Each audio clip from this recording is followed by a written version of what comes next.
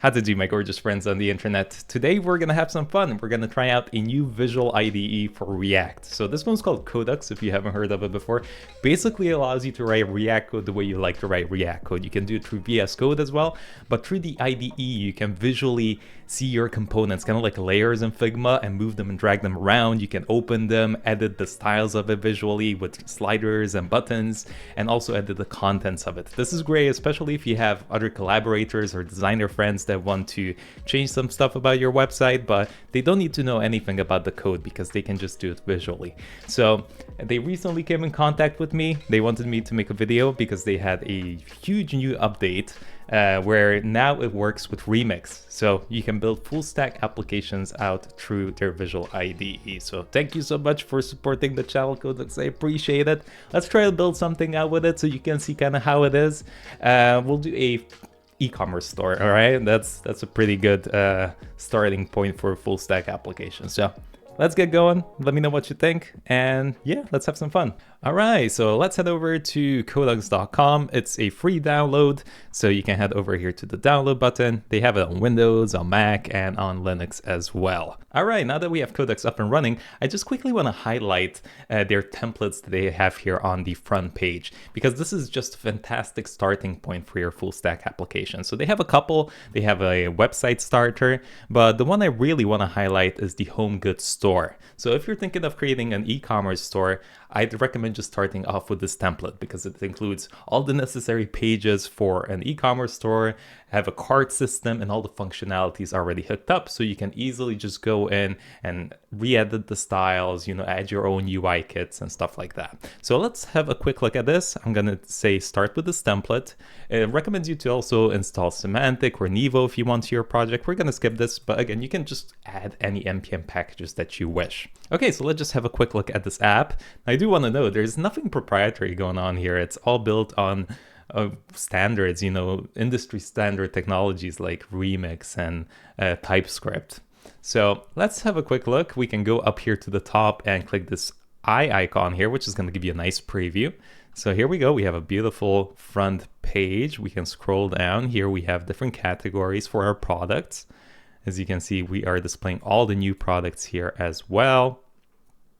So you can see we got nice animations. That's probably with frame or motion. We can have a look at the code. We have a cart system here as well. The cart is empty, a little sidebar here as well. So let's just go on maybe the bath one here. As you can see, we have a nice filtering system as well. So this is all ready and hooked up for you. So you can just change the products, restyle it to your own liking, and go from there. How can you restyle it? It's as easy as holding Control Shift and then you can click on something. Well, now we are in edit mode here, in like preview mode, but if you click on this cursor icon here, now you can just edit anything on the page.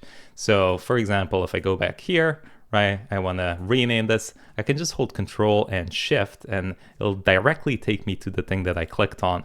And then here, if I would just rename this to Woo or something, right? That's probably not a good idea, but I'm gonna stick with it. So let's add the Woo, and there we go. Let's say I want to edit the color or change the styles. I can just head over here to the text tab down below. Am I blocking it with my face? I am blocking with my face. Let me move my face out. Okay, so then here, see, I can just choose a different font size. If I click on this icon here, we also have variables that we can set, and that applies for the colors and everything. So here on the colors, as you can see, I can choose maybe a primary 2, and there we go. It does it. So let's go on preview mode, and there we go. It might have been the same, might have been the same color. So let's change it again. Let's do primary. Yeah, you will not be. Let's do the error one. Yeah, that's a bit more obvious, isn't it? And what makes this whole checkout experience possible is that they have this one-click integration with Wix services. So they'll handle the checkout experience for you. They'll handle the payments, sending the emails through for the customers about the order, and you don't need to do anything. So it's all headless. You can implement all the styling and all the visual functionality here, and then just rely on the APIs that Wix provides. And that's a one-click add here. So if you go here to the Wix services panel, you can add a create new site or choose existing site, connect it, and then you can just use their API to go through this checkout process. But let's just check this out quickly. As you can see, we'll hit the checkout, and this will redirect us to the Wix self-checkout. And as you can see here, we can do a Google Pay and we can check out with our details. Now what's really cool, you can also set up UI kits and project boards. I'll get more into detail this when we build out our own template, but let me just go give you a quick look here. Give you, that's not a word. So for example, they have a UI kit here where you can just set up individual variants for the buttons here, for example. So as you can see, we have a black one, kind of like a muted one, and also like a secondary one. All right, so you can set these up here with variants. And then in your project anywhere here, we can go open this up, hit the plus icon at the top, go over to my UI kit, and take a look at that. It just gets recognized here. So if I want to go here and pop a primary button down, I can just simply drag that in from my UI kit like that. And there it is. And just how we added UI elements, we can do the same with React components as well. So you can head over here to the components tab, and as you can see, we have a bunch set up here like cart item and dialog. So you can simply grab these and pop them in anywhere you want in your application. So I highly recommend you to start off with one of these templates and then build on top of it. But now what I want to do is start setting up a template from scratch, just so you understand a bit more what's going on behind the code and how you can create one for yourself, and go through like these different panels here in Codux, like setting up these variables, how the SAS modules work, and all the other jazz. Okay, so let's get going with that. So we're gonna start off clean, fresh. We're gonna do a blank template. They have some like libraries here that you can add to it, but we're just gonna skip through it. You can just npm I install whatever you want anyway. So let's call this, we'll make like a e-commerce store that's focused more like on, you know, stationaries like notebooks and pencils and stuff for kids, right, for school. So I call this Luminova, like that. And let's hit create. Cool. I added 4 A's because kids are too energetic and they're like 2 AA batteries. Now you're going to be presented with this screen, which essentially just is going to install a bunch of npm packages here to get the project up and running. So hit start on that. It's going to take just a couple of seconds here. You can even open this up to see kind of what's going on. And there we go. Installation has finished. So we can hit done on this.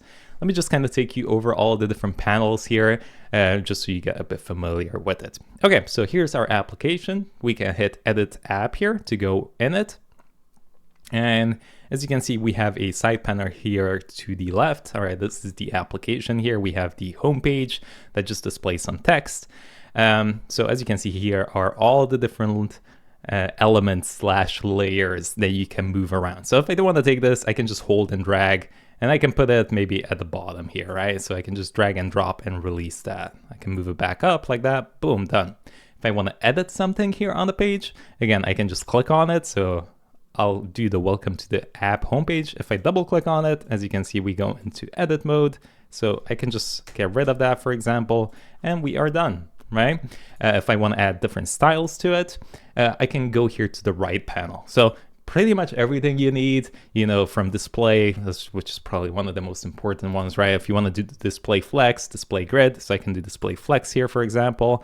I have access to the flex child as well. So if I want to add a flex grow, shrink, a basis, whatever, order as well, you can do position relative, text, all that good jazz here. Let me just show you something really cool here as well. So for example, I can hook this up to variables as well. So you know, you can just pass this down to your designer friends or whatever, and you can have those variables all set up so they can just click on it and be like, oh, okay, so that's a text small or whatever. So for example, here, look, I'll go to the text here, and as you can see, the font is a large font. So this is already pre-made here, and I can just click between each one of these. There we go. How cool is that? So that'll set the size of it, that'll set the font of it, and the font weight. All right, so we can just control it through the variable. Same with the color here. So as you can see, I can pick a color visually, you know, select any color I want like that. But at the same time, I can also click on this little icon here and pick a variable color like that. So I can go to charcoal black, for example, and boom. Now in the app, you have a theme.scss that you can open up and edit the variables, or it also supports Tailwind if that's something you want to do. Okay, so that's pretty much it for the right panel here. You can view like computed styles as well here and properties for those elements. And on the left side here, you can view all the pages that are in your application. So if you quickly want to jump through a specific page, you can do that here. The next step here is just going to be your code, which you can, as you can see, we have one route here. I can open this up in VS Code, which is what we're going to do here. Just a bit easier for me to work through VS Code. So we're going to keep that open. Here, as you can see, it displays all the different variables that you have set up, which is really cool for quick access. It has Git integration as well. For the e-commerce features, because we're going to use a CMS, we're going to need to accept payments and stuff like that. The way they have it set up is with Wix headless. So we're going to do through Wix headless because it's going to be super easy. It integrates really easily with the project and Codux. So we're going to use that. And then finally here, we just have a settings panel that allows you to customize some stuff with Codux. So for example, like hooking up your environment variables, you can define it here. But we're going to do it through VS Code. It's just a bit easier to see. Okay, so that's pretty much like the base of this. You have your log here. If you want to view like any errors that you have, you can preserve those logs as well. You can refresh the page here. You can change the size of this if you want to view it on iPhone, if you want to view it on, whichever type of screen you want to view it on. And finally here, you have edit mode, right? When you just have this cursor icon here. But if you want to actually test out the functionality of the website and kind of see how it is live, you can go to this eye icon, and that just basically is kind of like visualizing through localhost. Okay, cool. So that's pretty much it. Now, the way we're going to structure this out is they have these boards. So if I just head back, just back out, let's go in the project again. As you can see, they have these boards set up, so you can create these smaller components that you can just drag and drop into your application. And then if you need to edit something, you can just edit that specific small board or a specific component, which is really nice. So for example, as you can see, they have one set up here for the app, which is just this bit of the code, right? So if I update it through the board, it's going to basically sync up with our application. So I'll just add a question exclamation mark there. Right? And then if I check my app here, look at that, it just syncs with it. So that's pretty cool. So let's get going. Let's create our first little board here, shall we? So let's go here. We're going to do show all boards. As you can see, we have this one. We're going to create a new component. So let's call this a nav. All right. And for this nav, I basically just want to have, a nice logo, a nice title in the middle, the shopping cart on the right, and then maybe like 3 different things that we can click on the left, like the categories of the products that we're selling. So stationaries, pencils, and whatever. We'll see as we go. Okay, so as you can see, we have a div root here. You can do it through here if you want to add the elements. So I can just open this panel up, and let's say I want a nav, right? I can just do nav, boom, and just pop it in there. I can also do it through VS Code here. So now if I search for nav, as you can see, it automatically sets up that component for us. And it also sets up, let me just drag this up so you can see, as you can see here, it automatically sets up a little nav module SCSS for us as well, which is super cool. Okay? Okay, so let's just do it through here because we can type really fast. Okay, nav, we'll do a nav, we'll do a UL. And let's do an LI, we'll do stationaries. I'll correct the spelling after this, I promise. Pencils, and let's say we sell some tote bags as well. Tote bags, cool. All right, let's add a H1 here. That's gonna be Luminova, our title. And I'll just do another one here that's just gonna be a shopping cart. So for that, we'll need to install, I need some icons. So I'll do, what's a good one? Tell me. Lucid React, that's still a pretty good one. Lucid React, let's install this one. Okay, so let's head to the top. I'll import, was the shopping cart? It's not gonna give me the autocomplete yet. NPM, goodness sakes. We need a pim, we need a pim, because this one's way too bloody slow. Okay. Lucid. Give me my Lucid. we'll wait. We'll do a cart, shopping cart. All right, cool. So let's pop this sucker in here. Shopping cart. There we go. We can add a size to it as well. Let's do like 18 for this. Okay, and then we can see the component update live here. So let's have a look, and there we go. Cool. So again, there's a couple of different ways we can style it. You can go here and add a class name and add these styles to it, and then name it any way you want. An easier way would be to just literally click here and select all the stuff you want to select. So I got my nav, right? So I can just select the nav here. I can pop in a class right here on the right side panel. So I'll just name it nav, like that. We'll only have one of this. And then we can just go here and maybe do a layout of flex on it, like that. Boom, I can select that inner UL as well. I'll do categories nav, like that. And again, I can just go here and do a flex. You don't need to name these. If you just change the styles already, it'll automatically generate a class name for you, which is pretty cool. It does it like nav1, ul1, ul2, which is like fine, but it gets a bit too confusing. So I would say just name it. Otherwise, you're just gonna have a bad time, to be honest. Okay, there we go. And I'll grab this last one as well, and I'll do, let's call this cart nav, like that as well. Okay, there we go, just so we have an idea about what it is.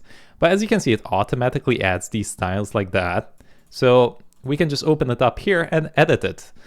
So if you don't want to do it through here, you can just pop in here and do it as well. So there we go. Let's just add the justify content flex and with a flex one on the cart nav as well. And I want to spread these out a little bit here. So let's go here and add a gap of 1 rem and hit save. Maybe a bit more. We'll also remove the list style and say none there. There we go. That looks a tad bit better. This will need to come in a bit. And I'll also extend this out a bit, but for now, that's pretty fine. So there we go, something like that. I added a bigger flex and just a bit of padding here to the sides with padding 0 rem and 2 rem. So that's looking pretty good now.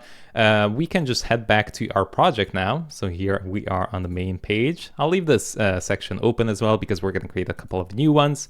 But for now, let's just drag in that nav. So the way we can do it is go here to the plus icon at the top and look at that, it just automatically recognizes it.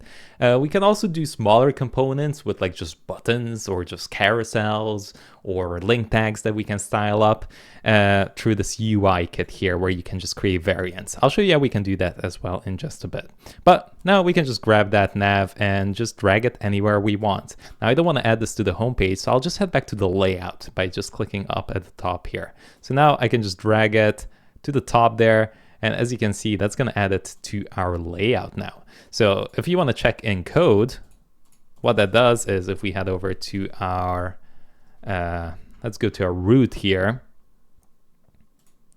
All right, if we go to our root TSX in our app, look at that. Okay, so that's kind of like layout in Next.js if you're familiar with that. Here's our children, and look at that, I added the nav right on top of it. Okay, cool. So that's a good start. Now let's just kind of edit out this welcome app here.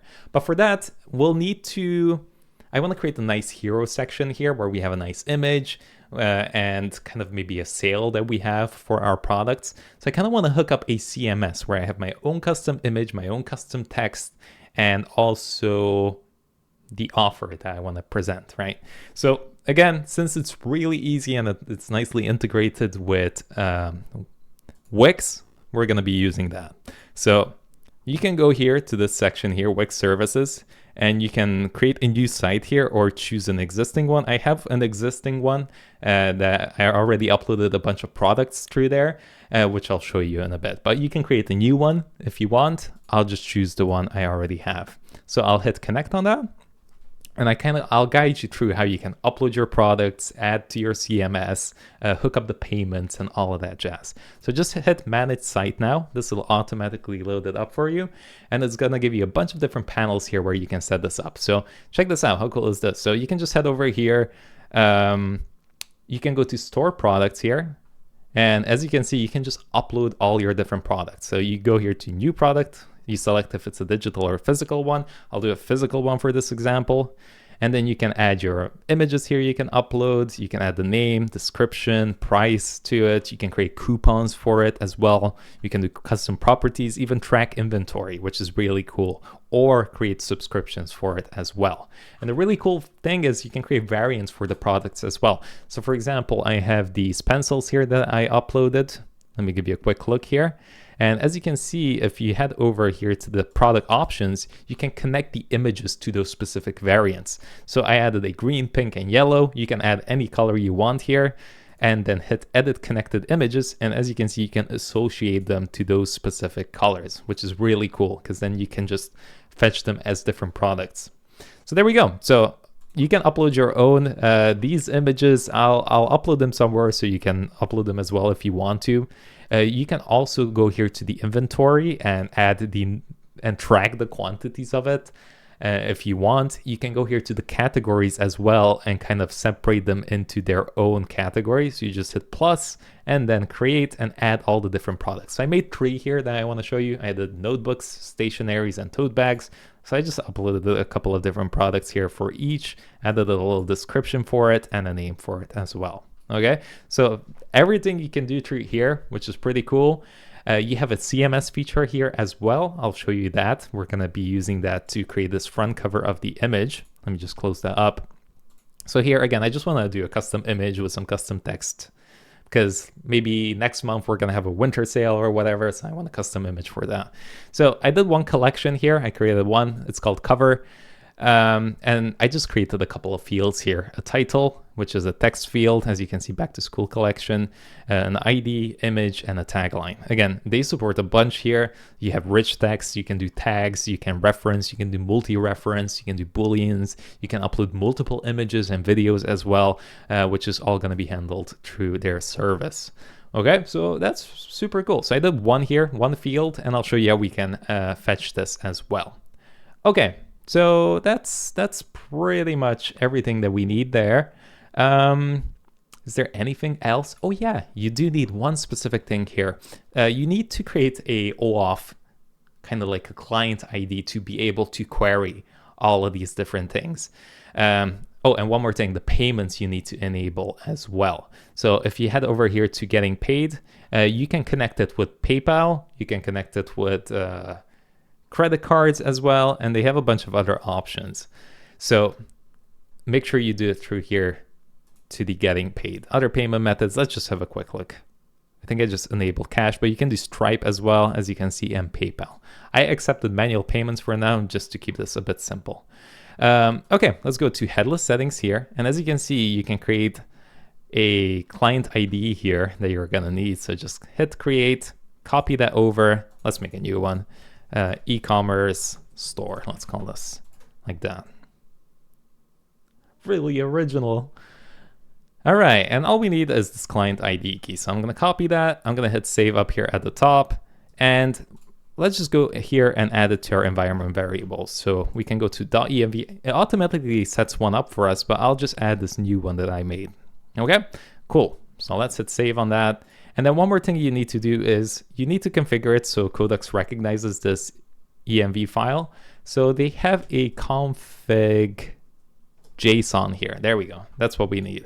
And here, we can just go down here, open this up, and if we search env here, preview, oh, what was it called? Let me find it quickly. Yeah, preview, this is it, the preview configuration. Let's pop this open.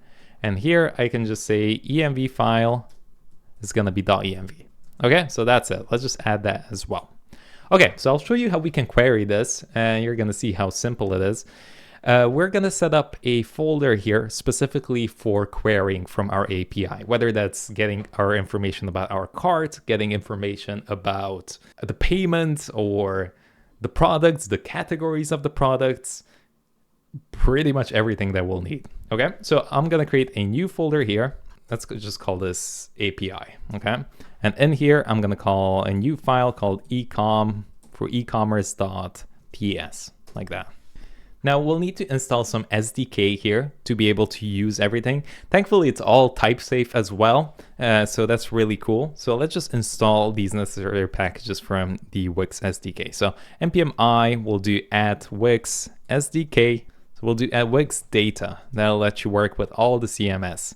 Then we'll do Wix categories as well, / categories like that, and Wix ecom.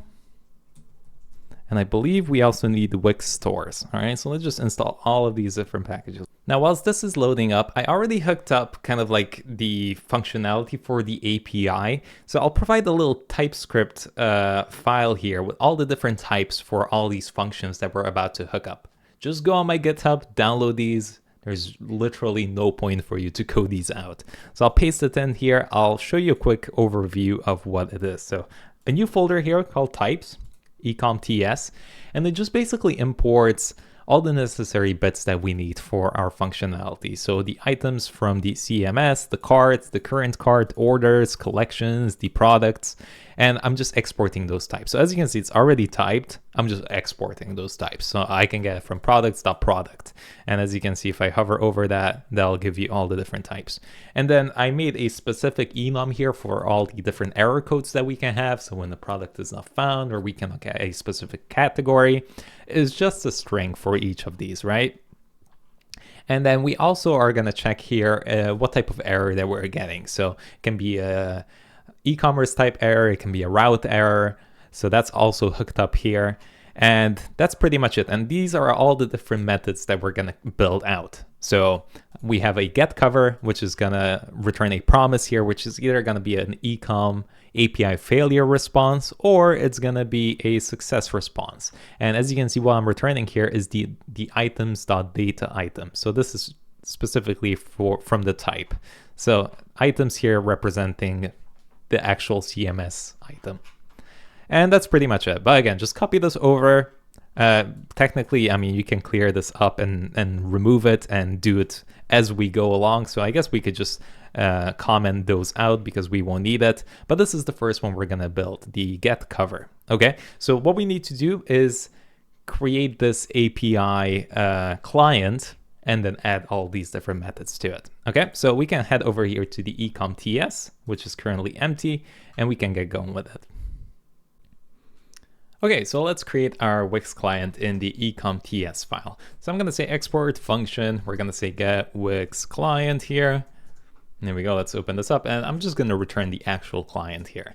So we can say create client, and this comes from the Wix SDK like that. You need two options to pass down here. One is modules. So basically what your API is going to use. It's going to be an object here, and you can pass down all the different modules that it can accept. So if I want this to have the CMS functionality, this client, then you can just import those. So you do that at the top here. So I'm going to import the collections and the products here.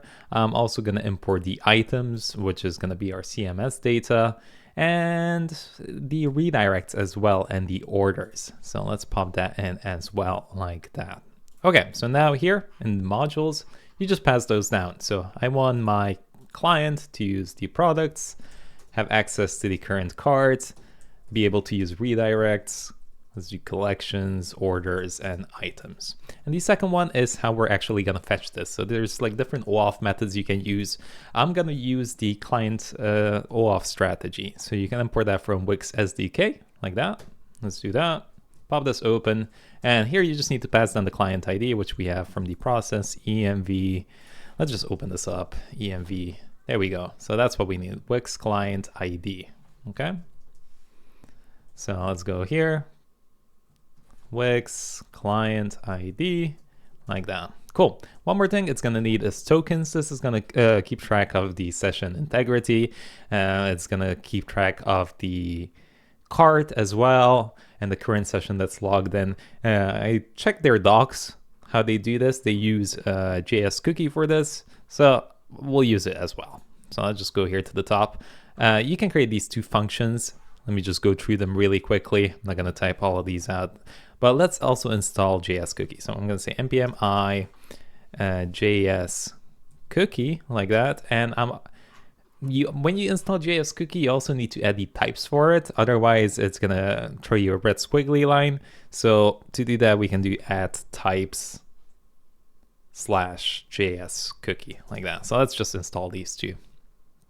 Okay, so we can import the cookies from JS cookies. There we go. And as you can see here, we'll need to pass down a cookie key. In their example, they have set a Wix client ID here. You can generate one. You can check the docs to see kind of how they recommend you setting this up. I'm just going to pass this down for now. And the configured client, which we already have by process env.wix client ID. There we go. Okay, so essentially where it's checking to see if the session Wix client ID is, if it's not equal to the configured client ID, then we can remove that cookie. So let's remove it, Wix token cookie key. Let's get rid of that. We can even drop this in, we should probably drop this in a environment variable, but I'll just remove it like this now, okay? There we go. Otherwise, we can set that cookie key here. So let's set that like that. There we go, cool. All right, and then down here, we'll search for this Wix session token cookie key. This is going to be a different one. This is going to be like a refresh token. So let's just name this Wix refresh token like that. It's going to parse it and return it. And that's all we need here. So we can go to the tokens and we can just call that function get, what's it called? Get tokens client like that. There we go. And that's pretty much all we need. Now we can create that API. So I can say function create API. And again, I'm just going to pass in the types that I've already made. This is just so all the methods that we create on this function are going to be nicely typed. So I'm going to say ecom API, which is coming from the types folder there.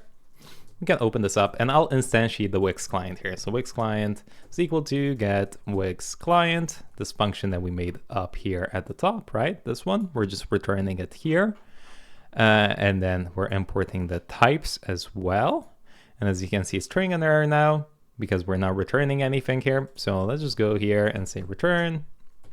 And the first one we're going to do is get the CMS data. So we're going to say get cover. As you can see, it's typed as well. Okay, cool. So let's pop this open. We'll do a try catch loop here. Try catch. We'll get the error here. So what we'll try to do here is say const cover, get that CMS data, or you can name the CMS data. We can say await, and then we can just use this Wix client. So Wix client dot, and as you can see, since we imported all these modules, it recognizes all of them. So if I want the CMS items, I can just do Wix client dot items, and I can do query data items like that. As you can see, it's all nicely typed. And here we'll need a data collection ID. Now, the way you fetch the CMS data here is, it's just going to be after how you named it. So if I go to CMS here, as you can see, I named this cover. So that's going to be the ID for it. So I can just pass in cover like that. Am I in the way? Let me move myself out of the way. There we go. Okay. So just pass in the cover. And that's pretty much all we need there. And at the end here, you can do, you can limit the numbers that you pull back. So you can do 1, 150. You can do a filtering as well. But I'm just going to do find, which is going to return all of them.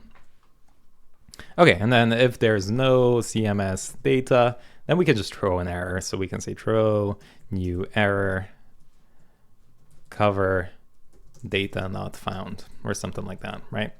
Cool, and that's pretty much all we need. And then if everything went okay, then we can just return that data. So return, and we have the success response that it's coming from the types as well. And this is gonna take in the cover. I'll just return the one item that we have. So cover.items 0. All right, sorry, not cover, CMS data, the items 0. All right, so just the first one, because this is all I really want, this first one. I don't really care about the other ones. Okay, and then if we have an error, again, I made a specific type here that we can use called failure response that's going to take in ecom API error codes like that, dot. And now if you search cover not found, it automatically recognizes that. There we go. And then the get error message. I want to format this nicely depending what type of error message we have. So I'll just quickly make this little function here for us. Let's do it in maybe the utils folder here. Let's go to utils. Let's do error message.ts or something like that. Okay, I'll paste this in. It's going to be a really quick one. So I'm going to say export function get error message. It's going to take in an error. If it's an instance of error, we're just going to return that. If it's an instance of is ecom SDK error, then we're going to return the error message on it. And it can be a route error as well for Remix here. So we can say is route error response as well. Okay, and then we'll just do some formatting here and return it as a string. Okay, so it's just going to be a nice way to kind of format this together. I'm going to say get error message and just pass in that error that we catch from here. And that's pretty much it, and that's kind of how we're going to follow the whole structure of our application for all the different methods that we're going to add here. Okay, so we have that create API all good to go. Now what I want to do is just instantiate it once, right? We don't want to instantiate this a bunch of times. So we'll have a let API here, which is an ecom API. Or I mean, it can be undefined as well. And then I'm going to export function get ecom. Let's call this ecom API. There we go. All I want to do here is say if API triple equals undefined, then we'll create it. Otherwise, so let's say create API. There we go. Otherwise, we'll just return the API if it already exists. And that's pretty much it. That's all we need. So we can go to the route. Let's just do it straight here. Yeah, I'll get rid of everything here and I'll just do a section specifically for this. So I'll have like a title here. Let's do H2 on this one. So how do we fetch this? Well, if you come from the Next.js land, you usually just do it straight in the component, whereas in Remix, you have these loader functions. As you can see, they already have one set up, which basically takes in the request URL. I believe they use this for displaying the routes here at the top of the page. I'm not exactly sure what is canonical URL, but it is needed by Codux. However, we can still go here and just kind of add our own logic to it if we want to. So we can go here to the top. I can call this const. How should I call this? Well, I want to get the cover, right? Cover. So let's say await get ecom API. Now I can just import that. Get ecom API. There we go.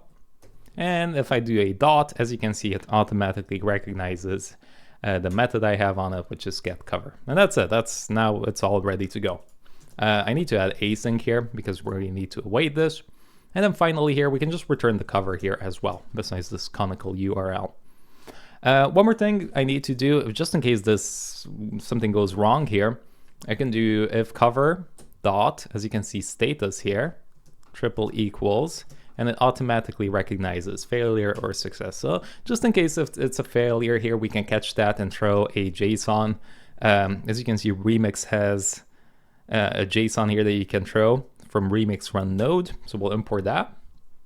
I'll just do the cover dot error. There we go. That's pretty much it.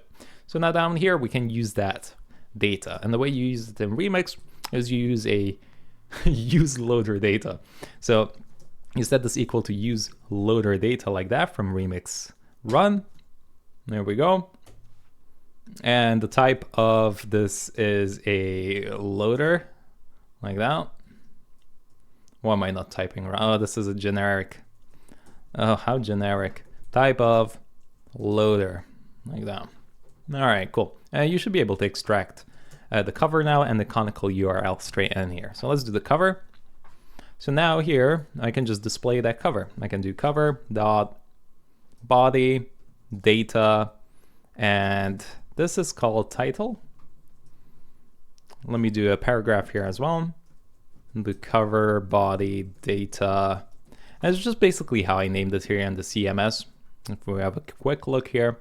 So title, this is called tagline and image. So dot tagline. And I'll do an image as well. Now let's do a self-closing one here. Keep it simple. And there we go. What am I doing? There we go, pass a source. And the source this returns is not going to be formatted for it to be recognized easily. However, they have a little method here that you can use from your SDK called media. So I'll just import this, and you can do here get image URL, or you can crop it, or you can fit it. You can do a couple of different methods here on it, but we'll just do get image URL, and then you can just pass it down normally. Cover, body, data, image. And then here at the end, as you can see, you can pull out height, the URL width, using this little helper function that they have. We'll just do the URL, that's all we really need. And that's it, we can hit save. So now if we check back in Codux, we should see that reflect, and look at that, there we go. We got our back to school edition, get your cozies on, straight from the CMS. I don't like the stylings there, so we'll get rid of that. We can just head over to our, where's our route here? There we go. I just clean this up, all the crap they have there. Okay, cool, there we go. Now I do want to do a little padding here. We can maybe do 2 rem or something like that, kind of push this a little bit in. Yeah, why not? That looks good. I don't like the padding on top, to be fair. Padding, let's do 0 rem and then 2 rem like that. Cool, that looks fantastic. Maybe squeeze it in a bit more. I don't want this to be super large. There we go, that looks much better. I can just go here. I know I'm gonna just have an image here. I can do a border radius on this of like 2 rem. There we go, that looks cool. And what I want to do now is essentially take the H1s, you know, take these things and just pop it in the image rather. So let's see what's going on here. What I'm gonna do is just pop this in its own div like that. There we go. So now if we check here in the layers, so now what I can do here, I basically want this to be inside the image, right? In this whole section. So if I grab this section, as you can see, it's highlighted there. I can add a little background to it if you want to see it a bit easier. Yeah, all right, so that's the section there. So I want to take this section and add a position relative to it. So I can just go here to the position. I'll do relative on this, right? And then on the inner div there, I basically want that to be position absolute. So I'll hit position absolute. And there we go, now it's inside. So I can position this any way I want. I'll do it on the bottom here. I'll do rem instead. Let's do 4 rem, there we go. And then it's a bit hard to see, so let's just go on the text here. I'll just grab the whole div actually and go here. And let's see, we'll do a white variable here. We can change the variables as well in just a second, but I'll just do it now here. There we go, and then left side as well, we can push this in slightly. We can do 2, just like that. That looks pretty good. That's a bit too much. We can lower that to 2 like that. Yeah, look at a bit more up, to be fair. 4. There we go. Yeah, cool. That looks good. And there we go. That's it, right? We did it. We should remove this background color here as well. We added it on the section, so let's just make sure we null that out. Awesome. Cool. Now it would be quite cool to add some animations to this as well. Hey, so what we can do is maybe we'll push this nav in as well a little bit, because it's just a bit too separated right now, isn't it? So let's go here. Let's see if we kind of squeeze that in a little bit. That looks a bit better now. Okay, there we go. Let's head back to the app component. Pop the sucker open. Okay, what else did I want? Oh, okay, yeah, let's add some nice animations to this. We can use framer motion for that. So I'm going to say npm I framer motion. There we go. Let's get that installed. And what I can do here is essentially you just rename all your component with the motion prefix. So if you want to animate this, you can do motion.section or motion.div, and that's pretty much it. So let's import that. And I don't like to type out motion, so you can rename it as M. That's kind of what I like to do with framer motion. And then you can just do, let's do it for the, I only really need it on the image and the paragraphs here. So let's grab the image first. Let's do it on this one. We can do m.image like that. Okay, and I'll copy this over so you can kind of see. I'm going to set basically 4 props here, which is going to be animate, initial, and transition. So I'm going to have an animate of opacity to 1 and scale 1. And the initial value here is going to be scaled up to like 1.4. Okay, and then I'll also have a little transition here attached to it as well, which is going to be a duration of 1 second and a delay of 0.5. There we go. Added the self-closing tag there. So m.image, and there we go. Look at that. We get a nice animation now when we refresh. It's kind of zoomed in like that and it starts zooming out. Now you can see some scroll bars here as well, which we don't really need. So we can just head over to our root style and just get rid of that. So let's search for index. I think it's index module SCSS. Yeah, there we go. Let's head in here. As you can see, we have a little reset going on here. We're loading up a font. And here in the root, as you can see in the body as well, we have some default styles added to it. So for the body, again, we can just do an overflow of X hidden. We don't need to see any of that. So now what I want to do is animate the text in as well. So for that, again, we can just come here and replace this with m.h2 instead. And this can be m.p now, like that. Okay, I'll copy this over so you can copy it over as well.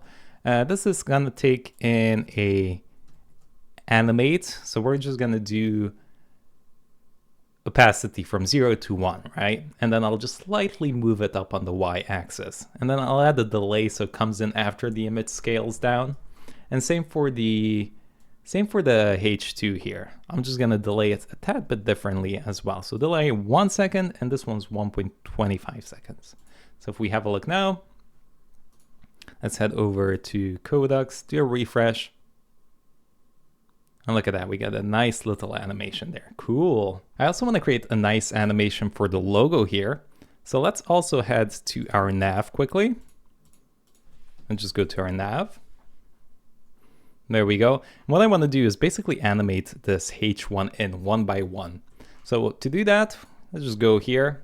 We can say const logo text. I'll take in the actual Luminova and split it. All right, this is going to split it for us into an, what did I do there? That should work. Dot split. A. There we go.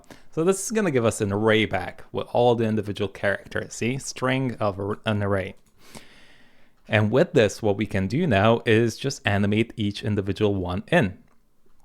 And whilst we do that, let's also link up this H1. So when we click on it, it takes us back to the home page, just so we're a bit ahead. So here, I'll import the link tag from remix run. So let's do that.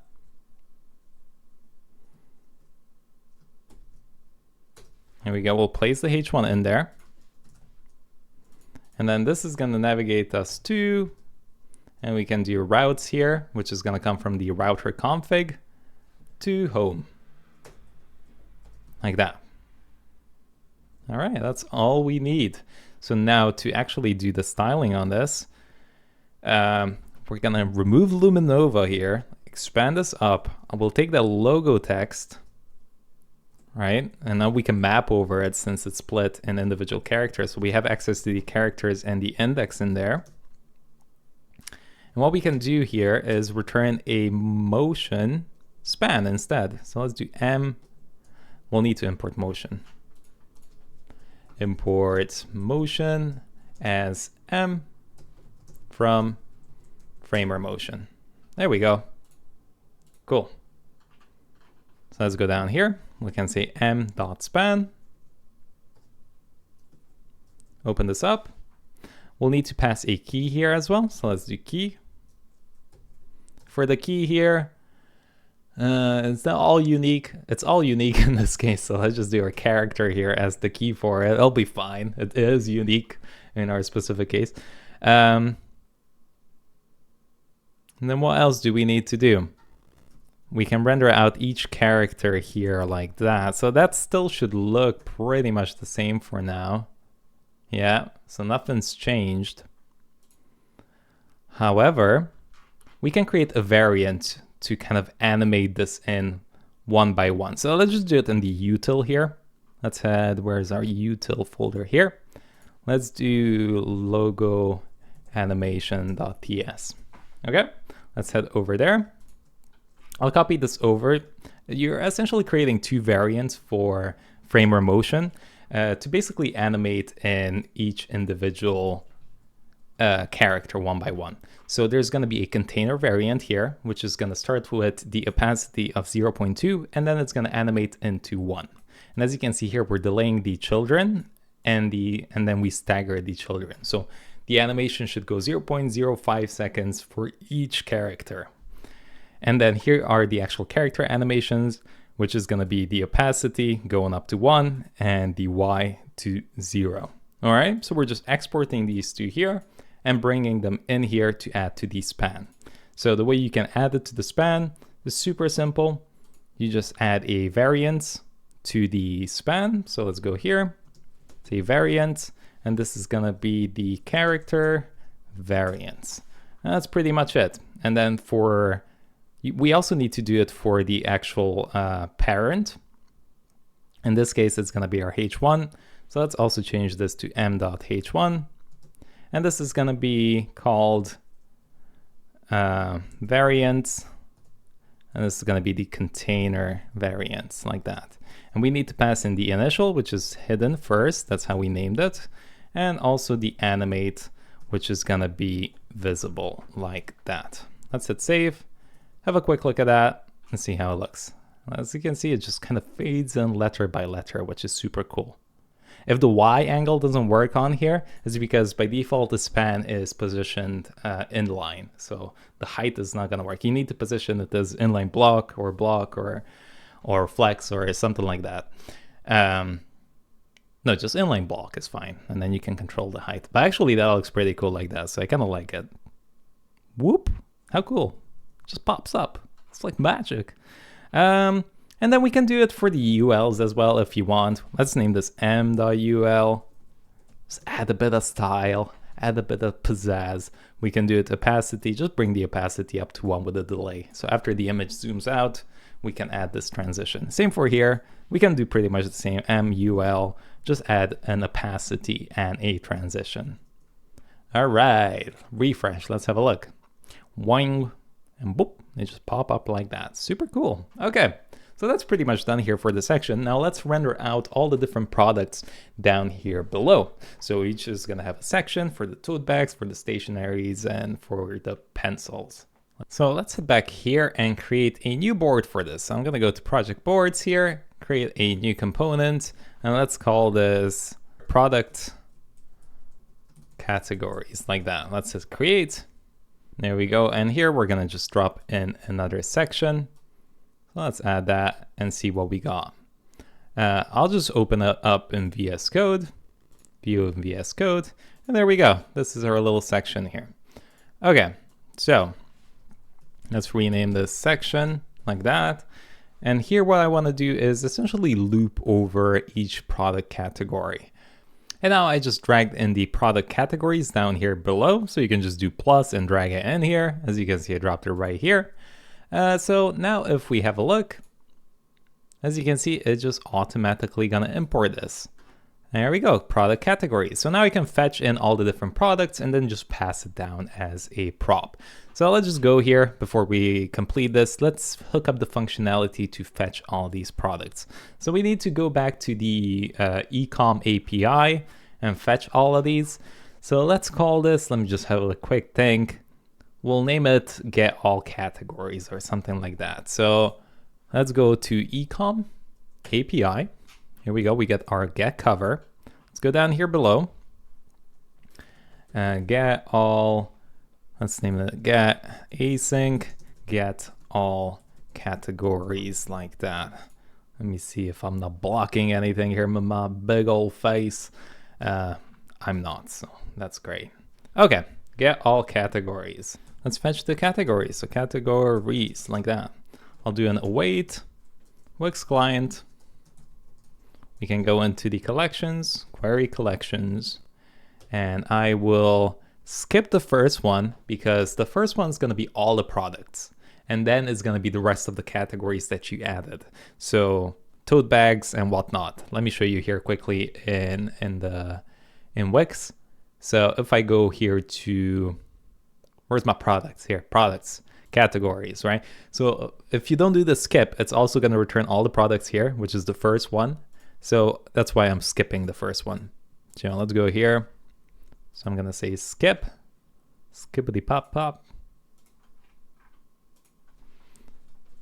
Skip the first one, and then I'll find the rest. Okay, and then here you have the actual items there that you can return. And then again, if there's no categories, then we can throw an error. We can say failed to fetch categories. Cool. And then we'll obviously return it, right? Return the actual data. But here what I want to do is return all the products within there as well, because this is just going to give me the category. So I want to basically fetch all the products for each category as well. So we're just going to return it a bit different here. I'm going to say all products. I'm going to do an await promise the all. And I'll just loop over all those categories here. There we go. Let's pop this open. We'll do const products. I'll do this dot, and then I'll create a new little get products by category here as well, like that. So I can just pass in the category slug like that. So now I can kind of organize all the products and return them by each category. So let's make that as well quickly. I'll just go here to the top and make another one, async get products by category, like that. Okay, let's add the comma there so it doesn't error out. Okay, so I'm gonna take in a category slug here, right, which is gonna be just like tote bag or whatever we call it. And then I'll do a try, a catch here. So here, what I'll do is do a const category to get the individual one. Do await, Wix client, collections, get collection by slug. We can just do that. Can pass down that category slug that we had. And then I can just return that collection like that. So if there's no category, then we can throw a new error. So here we can say let products response. I'm going to say wait Wix client dot products dot query products, like that. And then I'm going to say has some here. I can pass in the collection IDs, which is going to be category dot ID, like that. All right. And then I'll limit this to something like 100. And I'm just going to say find here at the end to return. So now it's going to be all nicely organized. Each category is going to be returned with all the different products within there as well. So we can just go down here and say const all products is product response. This product response dot items. Nice. Yeah, let's return everything. We can do a success response. And we can just return all the products. And here we can catch everything else, return failure response. We can do ecom, API error codes. So we can do the get products failure. In case it goes wrong, we can do the get error message and just pass in the E there as well. Lovely. This is gonna throw like a type error because we haven't added the types for it yet, but that's okay. We'll add it in just a second. And then for the get all categories here, now that we have that, we can pass down the product slug and say if the products.status triple equals to failure.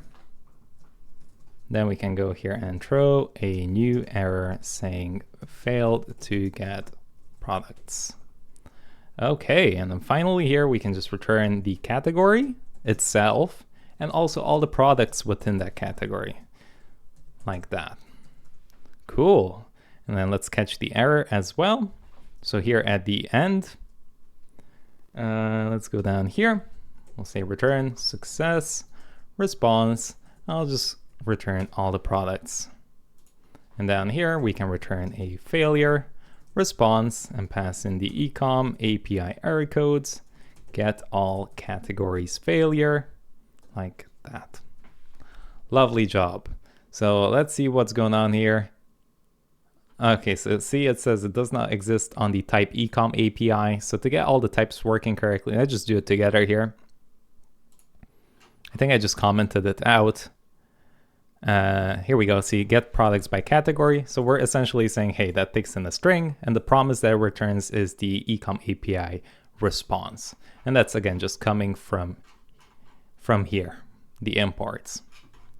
Okay, and then the one we made as well, get all the categories. I'll just uncomment this here. As you can see, that either returns a promise. That's going to return us the category and the products. And that's all. So now if we check here, as you can see, we don't have any of the squigglies anymore. Cool. So we can fetch it here in our main component. Alrighty, so let's go here. Also fetch this so we can do product categories. There we go. Get all the categories. We can also throw an error message for those. There we go. So if the status is failure, just return the error. And then I can pass down the product categories here as well, like that. So product categories.body. Okay, so now we should be able to import that here. Product categories, boom, done. Lovely. So now I can pass this down as props as well. So let's go here and say product categories is equal to product categories. Lovely. Now, quick hack, you can just get the types from here like that, or we can just go in here and say product categories. It's going to be a type of, well, it's going to be an object. That's what we're returning that has a category and a products on it. Let's pop that open. Boom. And we can import this, as you can see, straight from our types. Collection and product.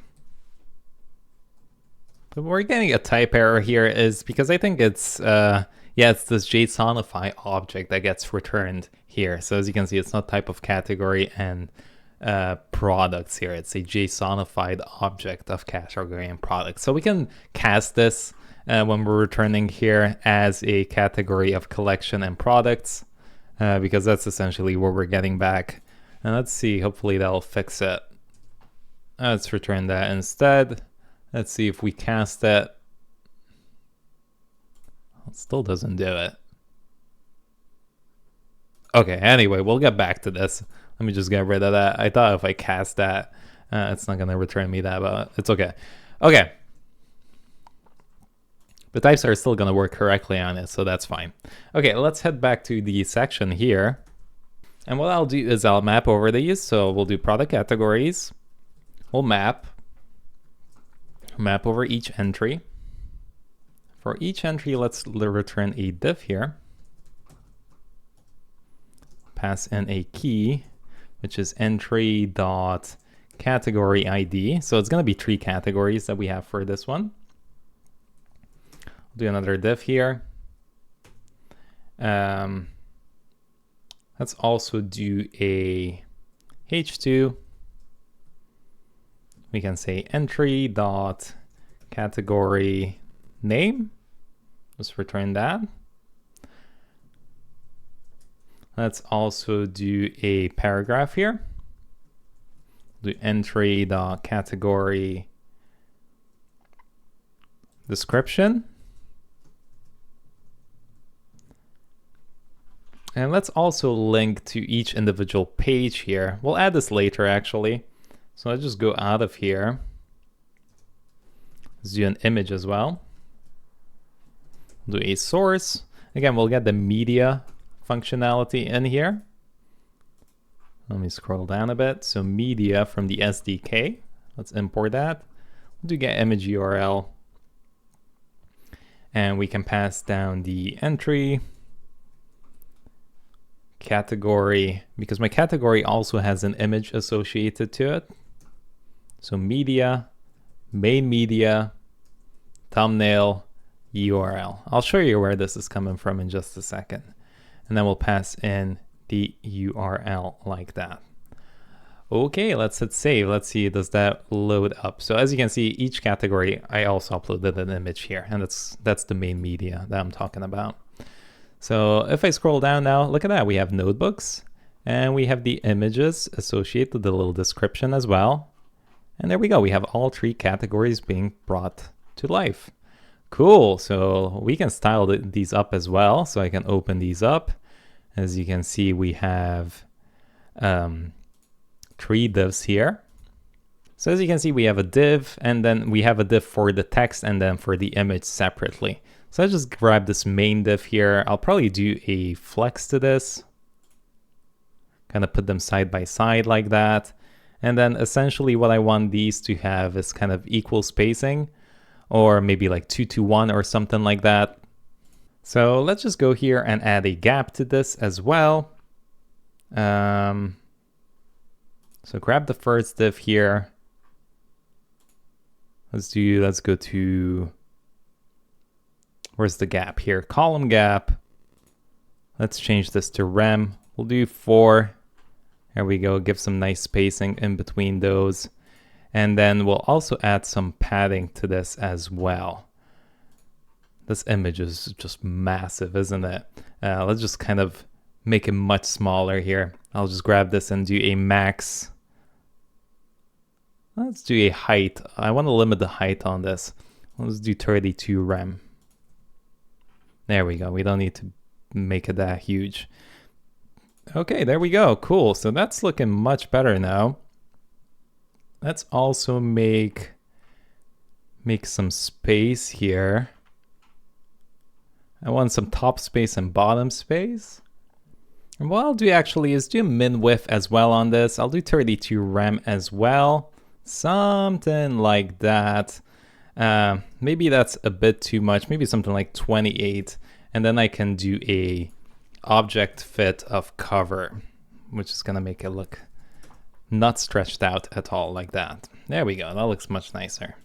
There we go. So we have here each category. We can add more description here. You can make this a tad bit bigger. And right underneath this, I want the products associated to this. I'll have a button here as well that says, hey, view all the products. But for now, let's just keep it like that. So just a little bit of styling here to get us going. And then we can let's just go back here and continue adding more stuff. Now let's just go right below this div, this outer div, and make a new one. We might actually need to add a fragment here just so it doesn't get ruined. Just wrap this up like that. There we go. Actually, we might just need to make another div here so we can pass down the key as well. I'll just copy that key over from there for the outer div. There we go. Cool. Okay, so now we can go in this inner div here and do the loop-de-loop. Again, we can do the entry, and now we can map over each product like that. So entry, products, map. Here we have access to each individual product. We can create a link tag as well here. So let's just do it now. Open this up. This is gonna take us to routes dot, routes dot. As you can see, we don't have them set up. We only have error and home. So let's just set up the route configuration as well. You can do that by heading to config in the router here. And let's just set up a constant here at the top. So we can say product, right? Set that equal to, and basically what you want to do is do products and then also pass down the slug like that. Okay, cool. And then here, down below, we can just define that as well with product. The path is going to be that constant, and it's going to take us to, it's going to take in a string, and then we can generate that path. Generate path. So this is coming from Remix. There we go. That's it. And now here, you should be able to access, there we go, product. And then you can say to, and remember it takes in a slug. So you can do product dot ID, like that. Does it need the slug, or is the ID the slug? That's the question. I think we do need to pass in the slug, not the ID. Yeah, it does have a slug. Okay, lovely, cool. Okay, so we pass that down as well. And then here now we can just make a div and render out all of those different products. So we're gonna have an image for each of the products, right? So we can do src. I'll just copy this over. So this is gonna be pretty much the same. We're gonna do the media thing, and I can extract this from product, media, main media, image, like that. We can go below now. Let's do a h3 as well. We can do a product.name. And we can also do maybe a price. So I'll do a p tag for that product dot price data dot formatted, like that. Is it? Dot formatted. What's wrong with you? Oh, dot price. There we go. Okay, let's see. Does that work? Oh, look at that. We are seeing the products. How cool is that? So there's one product, Dream Chaser, $9.99. There's the other one as well. Lovely. It is showing up. Cool. Maybe we'll put these on top rather than on the bottom, like that. There we go. That looks better. Cool. This is massive. So if we stretch this out, as you can see, nothing really happens to it. So let's have a look. And here, I just like to do something like this, where I do display grid with a repeat of our auto fit on it and just add a bit of margin to it. I like this. It just keeps it super simple, and yeah, it's just super responsive and easy. So now when we go down to a specific size, as you can see, it just goes to 1, and then there it goes to 2. Okay, cool, lovely. And this, well, we can just do a media query on this, to be fair. So if I just head back here, just pop in a media query here. And this is which div? I think div 1, I believe. So we can just do div 1 here and just change the flex direction to column on that. There we go. That's what we want. And then here, we don't need that gap anymore as big. So we can reduce that as well. So let's just grab this gap and lower it to like 1. There we go. Just squeeze it in a bit more. There we go. That looks nice and clean now. All right, cool. Well, we are getting somewhere. And now I should be able to click on this as well, and it'll bring me to that specific page. But right now, we have not set that up yet. Now there's a bit too much of a margin here as well. So let me just reduce that quickly. I think it's this one here, the product grid margin. Yeah, there we go. Let's just reduce it to something like 2, so it's not too crazy. All right, cool. All right, so that's looking like it's maybe a bit more gap in between here. So we'll increase that rather and do gap of 2 there. Yeah, there we go. Just give it a tad bit more space. Did you see I fixed the flickering in the back? If you wonder what that is the shutter speed on the camera. If you have it at 60 or 50, you're gonna get that flickering because of the hertzes. So I had to lower it by 10 shutter speeds. So now no more flickers. Get out of here. All right, lovely. So we are looking nice and fancy. Now it would be nice if we could just click on a button here and go straight into that page. So we're gonna need to set up some sort of, well, I'll just do it here. It's gonna be a new route here that's gonna represent the product details page. So let's go to our routes here. That's just the type error. We'll leave it for now. We'll make a new folder here and call this products dot, and again, since we have a specific slug here, we're gonna say product slug like that with the $sign. Okay, cool. So let's make a new file here, call it route.tsx. And again, the CSS, the SCSS file is automatically gonna be created for us when we start editing these styles. Let's go in here and create our file. We're gonna say export default function products page. Let's initialize that. This is also gonna take in that loader. So let me paste it up here at the top. Let me clear this out because we don't have these yet. So it's just gonna take in this canonical URL like that. Let's import the loader function arguments, get URL. So this is coming from the utils. This is already made for you. And the JSON from Remix node. All right, so we have our nice little boilerplate set up right here. And then here we can return, let's do a section. Cool, I'll just say product here, okay? Just for now, just so it gets recognized. And look at that. Okay, so now what we need to do here is essentially fetch each individual product. So let's go back to our ecom API. There we go. And let's create a new one. This is gonna be called, let's call it get products by slug. Okay, let's just scroll here to, let's do it here at the beginning maybe. You can say async get product by slug.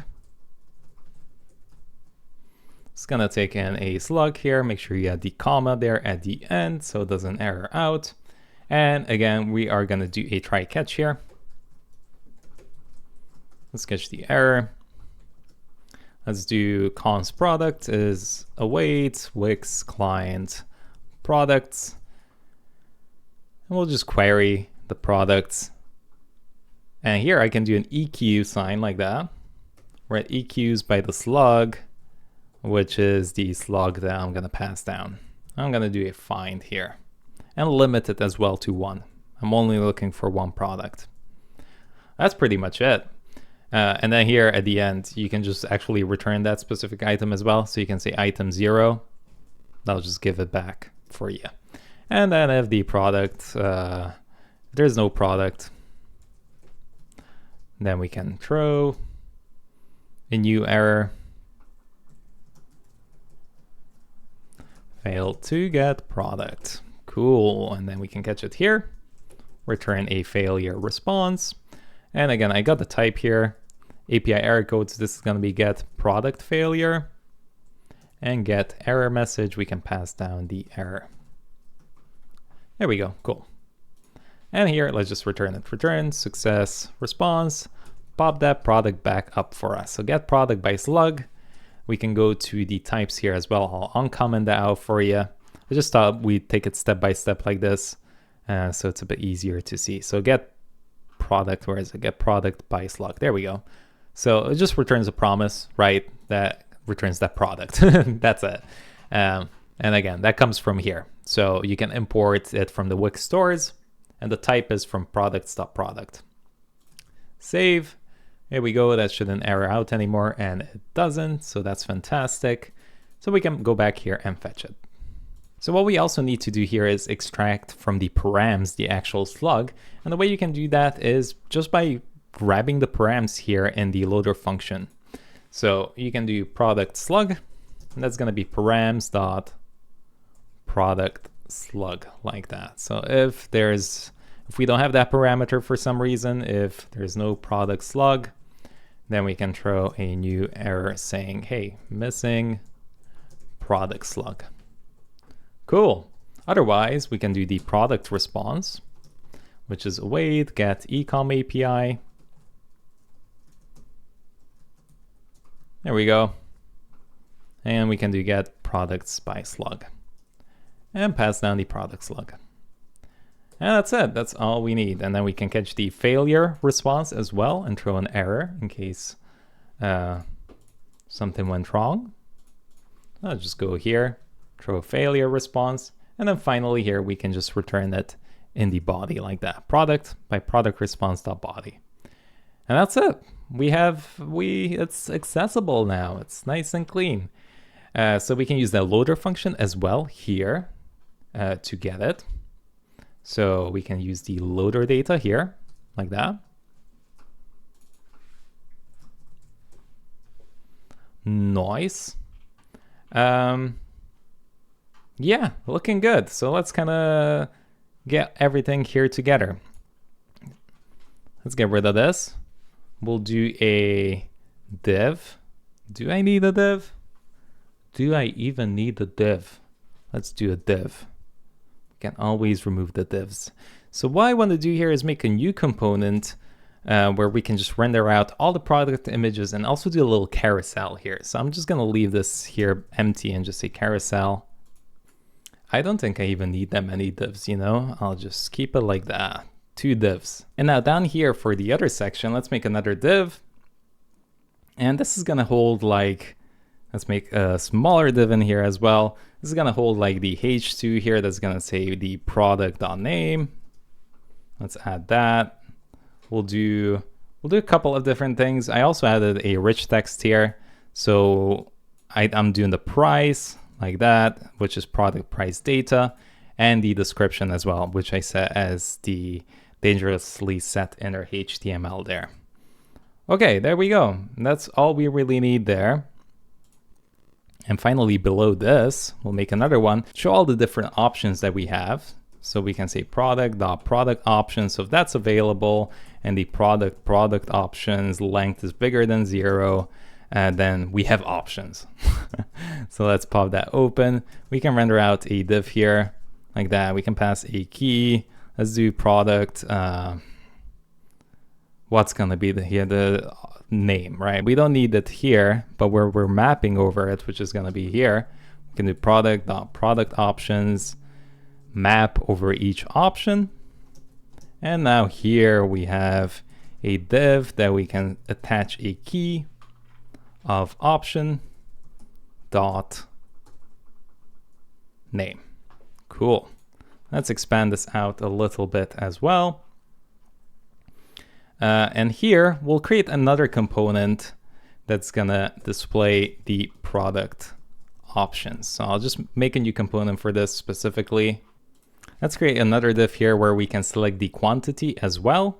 So I'll say here, let's do a paragraph that says quantity. There we go. I'll do a little input tag here. That's gonna have a type of, this is gonna be a number. The minimum is gonna be 1 that we can place down. The placeholder is gonna be 1 as well. The default value is gonna be 1. And finally, I'll need to pass down a ref here. So I'm gonna call this quantity input like that. And that's all we need. So this quantity input, we can just define it with use ref here at the top. Let's just do it here. There we go. Use ref. And there we go. So we can capture that as well. Okay, we're almost done here. And one more thing we need to do is a button here to add stuff to the cart. So let's just do it down here at the bottom, button. Can say on click. Well, we're not gonna have anything on it yet, but let's just say add to cart. And let's hit save. All right, so now we can just define the components for the cart and the, to add to the cart here, and the one for the carousel. But let's see if this works. So we should be able to click on the product, and there we go. Look at that. We are inside the product description. Lovely. So we can style this up, create the carousel. We're going to use Embla carousel for that. And yeah, let's hook this up. Alrighty. Hey, I'm back, and it's light again outside. I had a headache, so I had to stop. So we're back now. The headache is still there, but it's not as bad. Okay, good. So let's keep going with this. We'll do the carousel now because we're bringing in the images, and I kind of just want to style this whole page up before we continue on to, we still need to do the cart system here, hook up some sort of state management. We can use something like SWR or we can also do 10 stack if you want that. We'll see. But let's do the carousel. I'm not going to be building one out from scratch, but we're going to use a really good one that I like that's also included in ShadCN these days, which is Embla Carousel. So let's search Embla Carousel. Okay, cool. Let's pop this open. We'll go to examples here. Let's just go to get started and get the installation. We can go over to React and let's copy over this. So it's just npm install Embla Carousel React. So let's head into our VS Code, pop this open and paste that in. All right, now that that's installed, I'll just go here to the components and make a new folder. Let's call this product carousel, like that. Let's open up a new file, call this product carousel.tsx. There we go. Okay, so what do we need here? Well, we'll need to export this function. We'll define our carousel in here. And then we just need to pass down those images through props here. So let's just define those props. I'll do it here, props, like that. So our images are gonna be products. Here we can import it from Wix stores, that's the types. And then here it's gonna be the media item, like that. And this media item is gonna be an array because we can pass down multiple images. Okay, and that's pretty much it. Here we can just return and just do a div, and the style you wanna go for the carousel here, I'll just copy this over. So what you wanna import from Embla Carousel is this. I don't need this div that got imported there, but the use Embla Carousel. All right, that's pretty much all we need here. Okay, and then this is kind of the structure that this is gonna look like. So I'll do a div here. Keeps importing that div. There we go. And this is gonna have a class name. Let's just do an inner div here. This is going to have a class name of Embla, like that. And then we need to pass it a ref as well. So that ref is going to come from, we'll not pass it through props, rather we'll just define it here. So let's just go here and say const Embla ref, like that. We're going to say use Embla carousel. I was like, why is this not working? This is not supposed to be there. Just right here before the return statement. There we go. Use Embla. All right. You can pass down some options here if you want to mess around with this. One is loop. Also like to set that to true so you can just keep scrolling. But yeah, have a look through the docs if you want to customize this to your liking. We're just going to keep it nice and simple. All right. So we got that. So one is that you need to name this Embla, like that. And then you also need to define a container within here. So you need to give it a class name of Embla __ container. And then here are your basically your slides. But in our case, we want to kind of loop over them. So we can say props images dot map over each image, like that. And then for each of these images, we'll return a div like that. Okay, so we can just go here and pass it down a key, and we'll say image.id. That's fine. And then make sure you also give this a class name of Embla __ slide, like that. And that should be it. And then we can just pass in the image component. So we're gonna do the same that we did before, where we pass down, let's do a image dot title here for the key, and then here we'll import the media from Wix SDK, and then this should be, let's see, image dot image URL. So let's pass that down, and for the alt here we can do image dot title as well. Lovely. Okay, so that should be it. We can hit save on this. I guess we could also define, since we didn't set this up through the UI in Codux, we can just define a SCSS file within here. So we can say product. Actually, the easiest way I found to do this is to just head here, and when we import it, we just add a little class, and then it automatically does the import to it. Just it is a bit faster. So where is this going? This is going to go in the slug here, right? So right here where we have defined a div, let's just get rid of this whole segment, and let's say product carousel. Let's import this. Again, this is going to take the images as props. So that's going to come from product dot media items. That should be it. Lovely. Cool. WSL has failed. Thank you. That's okay. I'm moving to Linux anyway. Yeah, does that work? Let's have a look. Oh, look at that. That's the carousel. One more thing we need to do, because right now, yeah, it's just not working, right? You need to add the class names associated to this. So you can just pop them in your index as CSS. So if we head here, just scroll down. These are the classes you need to get. It's not too many. Just paste it down here. Overflow of hidden. The container has a display flex, so all the images flow to the right. And then all of them have a flex of 0, 0. So for growing 0, for shrinking 0, and then you have the basis, which is going to be the full size. Does that work? Let's give it a look. Ooh, we are getting close. So it did put it.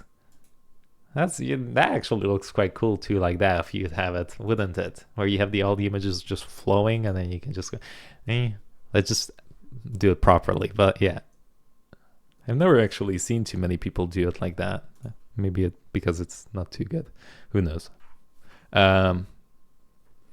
Yeah, so something's not working with the styles here. So let's just have a quick look. Let's head back to the carousel. So the container. Okay, yeah, so this needs to be its own. I am returning a div here. I found a problem. You know what the problem is? I took the L. I left out the L actually. So it's emblaslide. I did embaside. And there we go. Let's see. And there we go. That's what I wanted. So that's working now. Cool. It's taking up the full size here, which is definitely something I don't want. But that's okay. We got it working. Now here's a little trick. If you just want to get to any element, see like that luminova there? If I double click, see, you have to double click to get to it. Here's a cool trick. Just do Control Shift, hold these down, and then click. And boom, you get straight to that element. That's a really good trick. Okay, so what do I want here? Well, I basically want this whole outer div to be style. Let's just go back to the products page. I need to see this whole shebang here. So I'm going to go on the section. Let's flow this to flex. There we go. That's much better.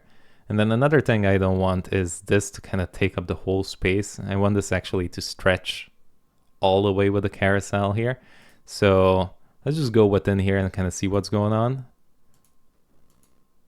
So it looks like I just kind of want to see what's taking up so much space here.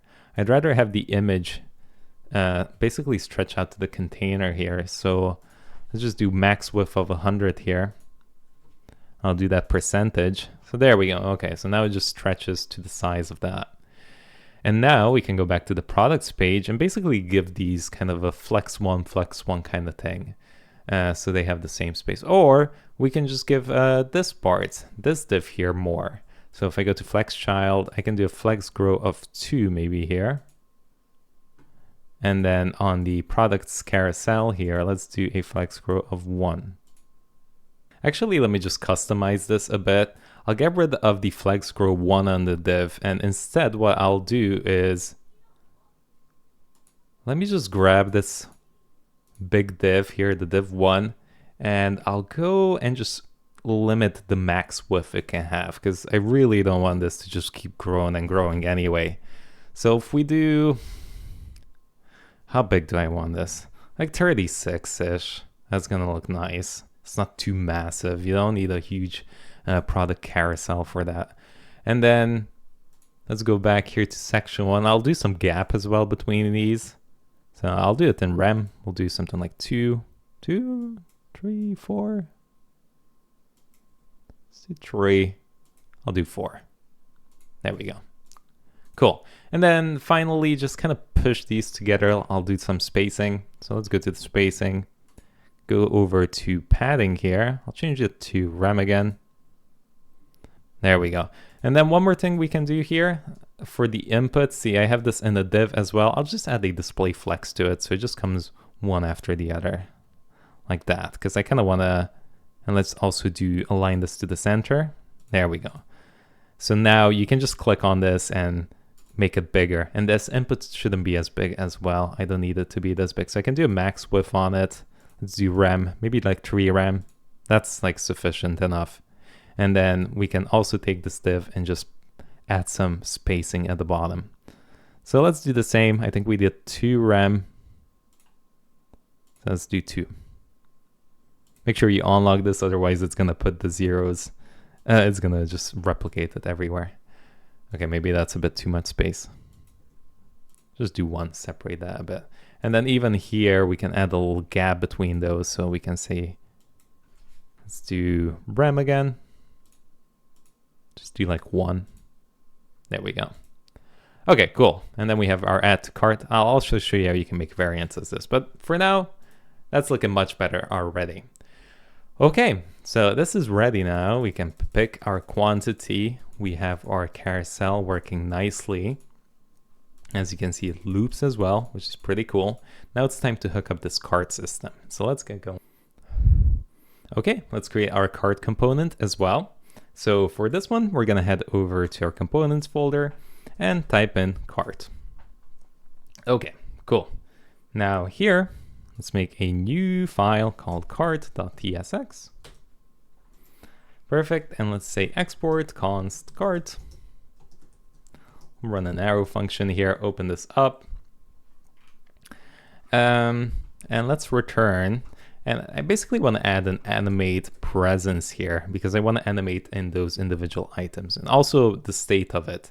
So if it should open up or fade back out, it's kind of like a drawer. So here I need to set up some sort of state. And for this, for just like client-side state, right? I'm going to use Zustand. It's super simple, super easy to use. We can literally set it up in like a minute. So I like to use that. And then for any like server state, depending, if I'm working in Remix, I'm probably going to use SWR or TanStack, probably TanStack. Let's just do SWR for this instance because I feel like it is faster to set up and a bit more simple to set up. But usually I do use TanStack query. Okay. So let's just do Zustand for now, because this is just for client side, like just opening stuff up and closing stuff up that I want to monitor across my application. So npm I Zustand. All right. And then we can just go here to our utils and make a new file called the store.ts. Let's close that up. For this, let me just kind of show you what we need. We'll go through this quickly. We have a create from Zustand, a persist middleware as well. The state that we're going to have for this app is just going to be the cart open and set cart open. So that's going to be a Boolean, and this is, and the method on it is just going to take in a Boolean and return nothing. So void, right? And then the whole functionality is here. It's just a use cart store that takes in that cart state as a generic, and we're persisting it with local storage there. And initially we just set the cart to an empty array. We might not even need this actually. Let's get rid of that. Just the cart open and set cart open. That's all we need. Okay, cool. Because the actual cart and what's in the cart, that comes from Wix. So so you can just fetch that from the API and get the state of the cart for that specific user. And for that, we can use TanStack or SWR. Keep saying that. We're just going to use SWR. Okay, but that's it. So now here we can import this use cart state that we made. So let's start defining this. So we can import the use cart store here. just like that. Use card store. That's coming from our utils. And then here I'm just checking to see if the cart is open. If that is true, then this is going to animate in for us. So I'm going to do a motion div here. Let's also import motion as m. So I'm going to say m.div like that. And I'm just going to fade it in. So I'm going to add a initial of 0, animate of 1, exit of 1. And then within here, create a new div. This doesn't need to have the motion on it. So we're just going to say your cart. And then we're also going to have a button here, which is actually going to be our X, like to close this. So we're going to import X from Lucid React, give it a size of 18. And yeah, that's pretty much it. On click, this just needs to close it, right? So we can say set cart open to false. Okay. And then we need to do the same on the actual icon, right? The cart icon to open it. But let's just leave it there for now. And after this, now here what we need to do is essentially check if the cart is empty or not. So where do we get the cart from? Well, we need to hook up the state, which we don't have for now, but let's just leave it like this so we can see if we can open and close this up. So let's leave the cart here, and then we need to go to, where did we put that? I wonder if I can do this. If I click on this, oops, let's go in edit mode, click, view in VS Code, does that work? Oh, that's cool. Okay, that works. Here, I need to say on click, and I need to import a use cart store here as well.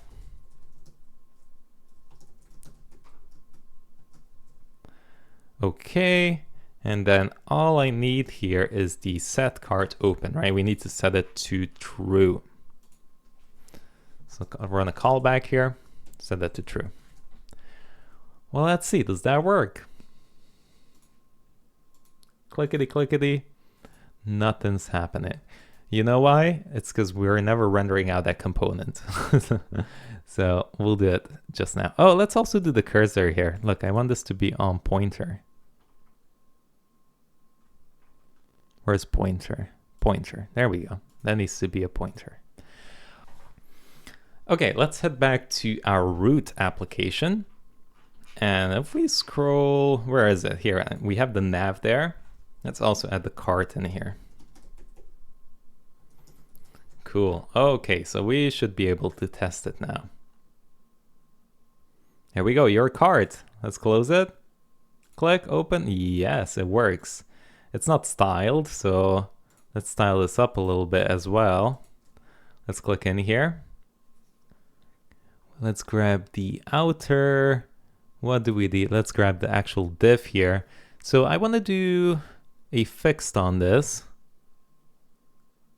Let's do fixed. I want to put it to, where should we put it? Let's do it on the right side there. And the top should be 0 as well. So just all the way to the top. We'll do a min width to this. Let's do rem. It's a bit easier. Something like 32 should be long enough. And then when we go on mobile, we can just do full width. There we go. And then what else I want to do is add a Z index of like 100 to this, right? This should be on top. Okay, good. There we go. And then a background as well, because right now we just see through this. So I'll just go to the background. I'll select the white variable. There we go. So we don't see the cart anymore. Okay, yeah, that works. Cool. And then let's see, where is that X? So within here, we have the H2, your cart, and with the button that closes. So this could be on the same line here, to be honest. So let's just go to layout. We can do a flex. Yeah, something like that. And then the space can be in between. Yeah, that's perfect. And then on this, you can also add just like a 1 rem padding. So spacing, keep that locked. I should have moved myself out from here, right? There we go, sorry. There we go. So I'm just doing like a 1 rem here for the spacing. Boom, done. There we go. Cool. And one more thing, this button, I'm just gonna remove the background on this. Doesn't need to have that styling. I think it's the default on the button, so we'll just style that up separately. But there we go. All right, so if I click that, close, open, cool. One more thing I don't like about this, it should have a height as well. So let's just do 100% here. Make sure it's on percentage. There we go. What did I add it to? It should be on this. Yeah, let's get rid of the other one. There we go. And then let's just go on the outer div here. Go on percentage and do 100%. Okay, there we go. That's what I wanted to do. Perfect. So we can just grab this now and close it and open it like that. Also a little detail here to kind of give a bit of separation is we could do a little, not border, but maybe like a little shadow here. I'll do black with a bit of distance. We'll do 4. Let's do the blur like 24, 22. Okay, something like that. All right, just to kind of separate this out. Lovely. We'll refine that a little bit, but that's good enough. Okay, so now that we have this going, we can hook up SWR. So let's head back to our code. Open this up. We're going to say npm I SWR like that. Let me see if I'm not in the way as well. We can move here now and hit enter. Now what you need to do is let's head over to, I'll just put this in my API utils here, and I'll name this ecom API context.tsx like that. I'll paste this in and I'll guide you through it. So this is gonna come, so we're gonna import React, SWR config, the types from the ecom API, and then the actual ecom as well, like that. Okay, so we define a context through React context. We define the use ecom API here. We pass it down to React context. And if it doesn't exist, then we throw an error. Otherwise, we return the context. And here for the SWR config, I did a 5-minute refresh interval, revalidate and reconnect. I set that to true. And keep previous data true as well. And then I just essentially wrapped it here like that and passed down the data. Okay, and then what we need to do is essentially just wrap this in our root application. So if we head over to, let's go to root.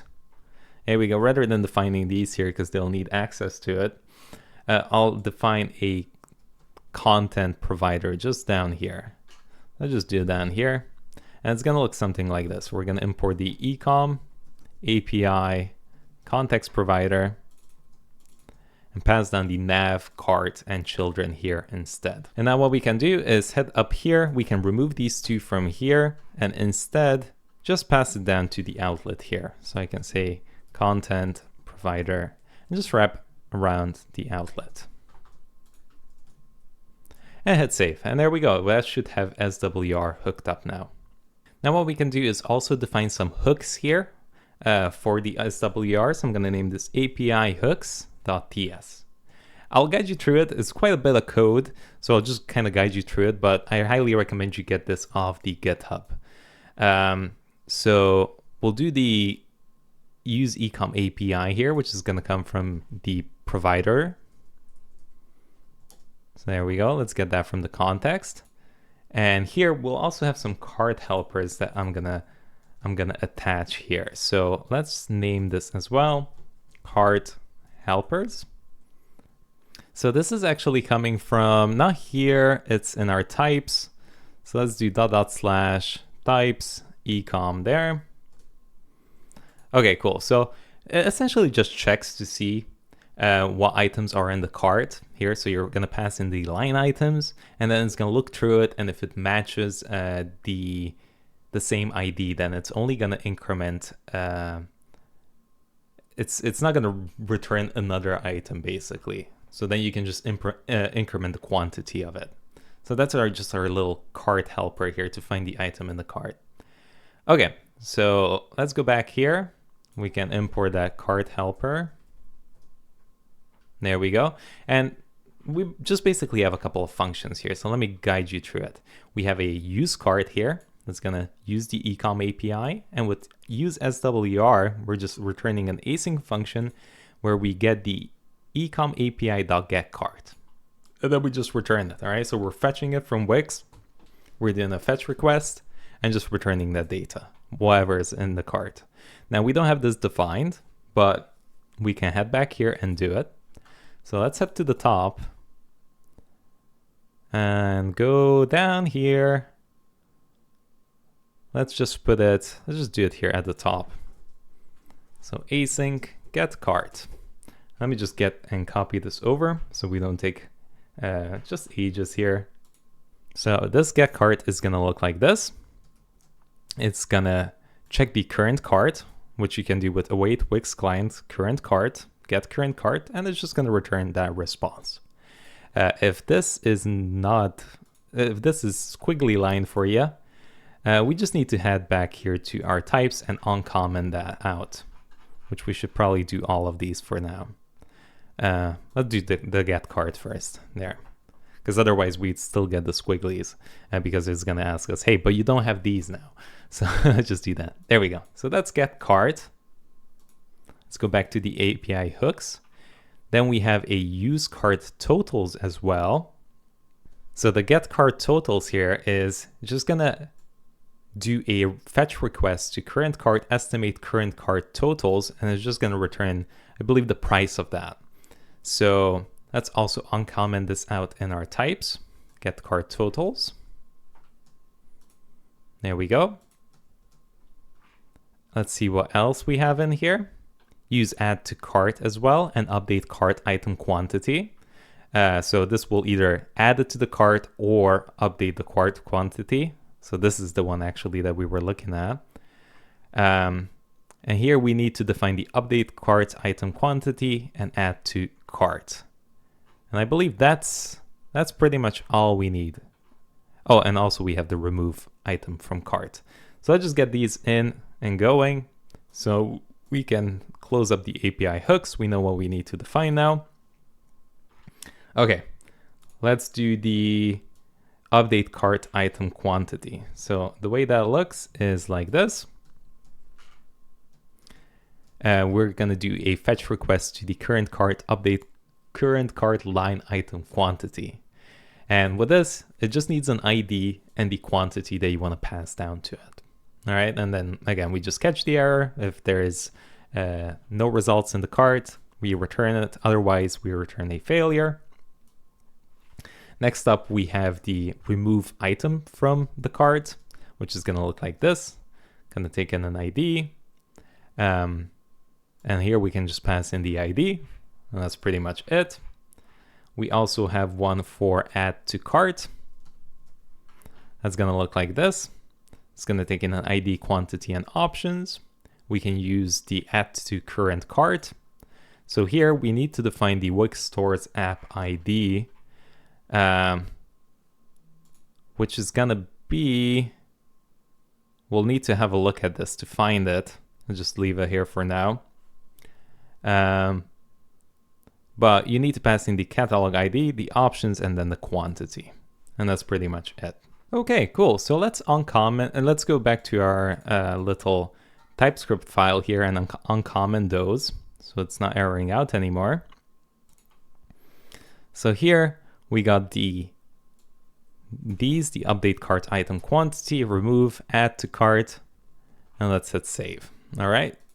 Let's see if it's still erroring out. Everything is looking fine now, except for the Wix session token cookie key that we need to pass down here to add to cart, and also the Wix stores app ID.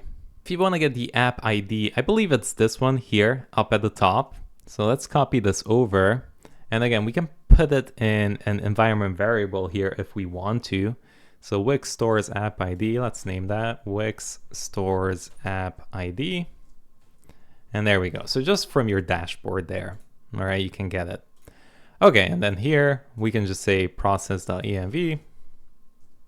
Oops, just keep this actually and say process.env like that. Okay, cool. So that should be fine. And then here for the Wix session cookie key, token cookie key, I believe we just used a Wix refresh token. So let's just pass that down.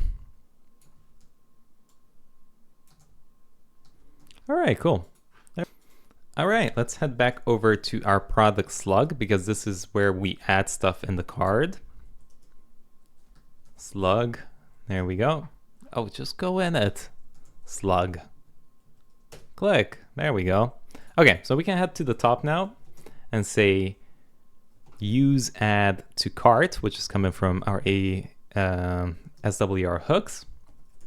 And here we have the trigger, which is going to be add to cart. There we go. And then we can just head down here where we have the button. Let's open this up. We're going to say on click. I'm going to do two things here. I'm going to set the cart open to true. Now we also need to import that.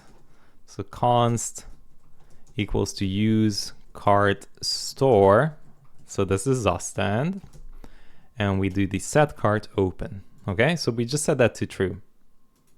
So now when I click on the add to cart, it opens the cart for us so we can see what's in there. But what we also need to do is invoke that handler.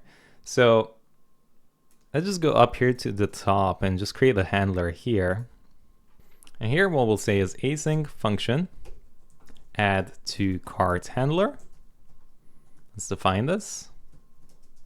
Here we'll say if there's no product here, well, if the product doesn't have an ID, then something's wrong. So let's just return. We shouldn't be able to add that to the cart.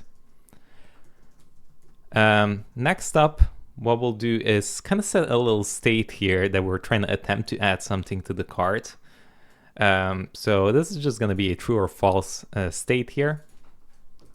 So I'm going to say use state, add to cart, and set add to cart, right?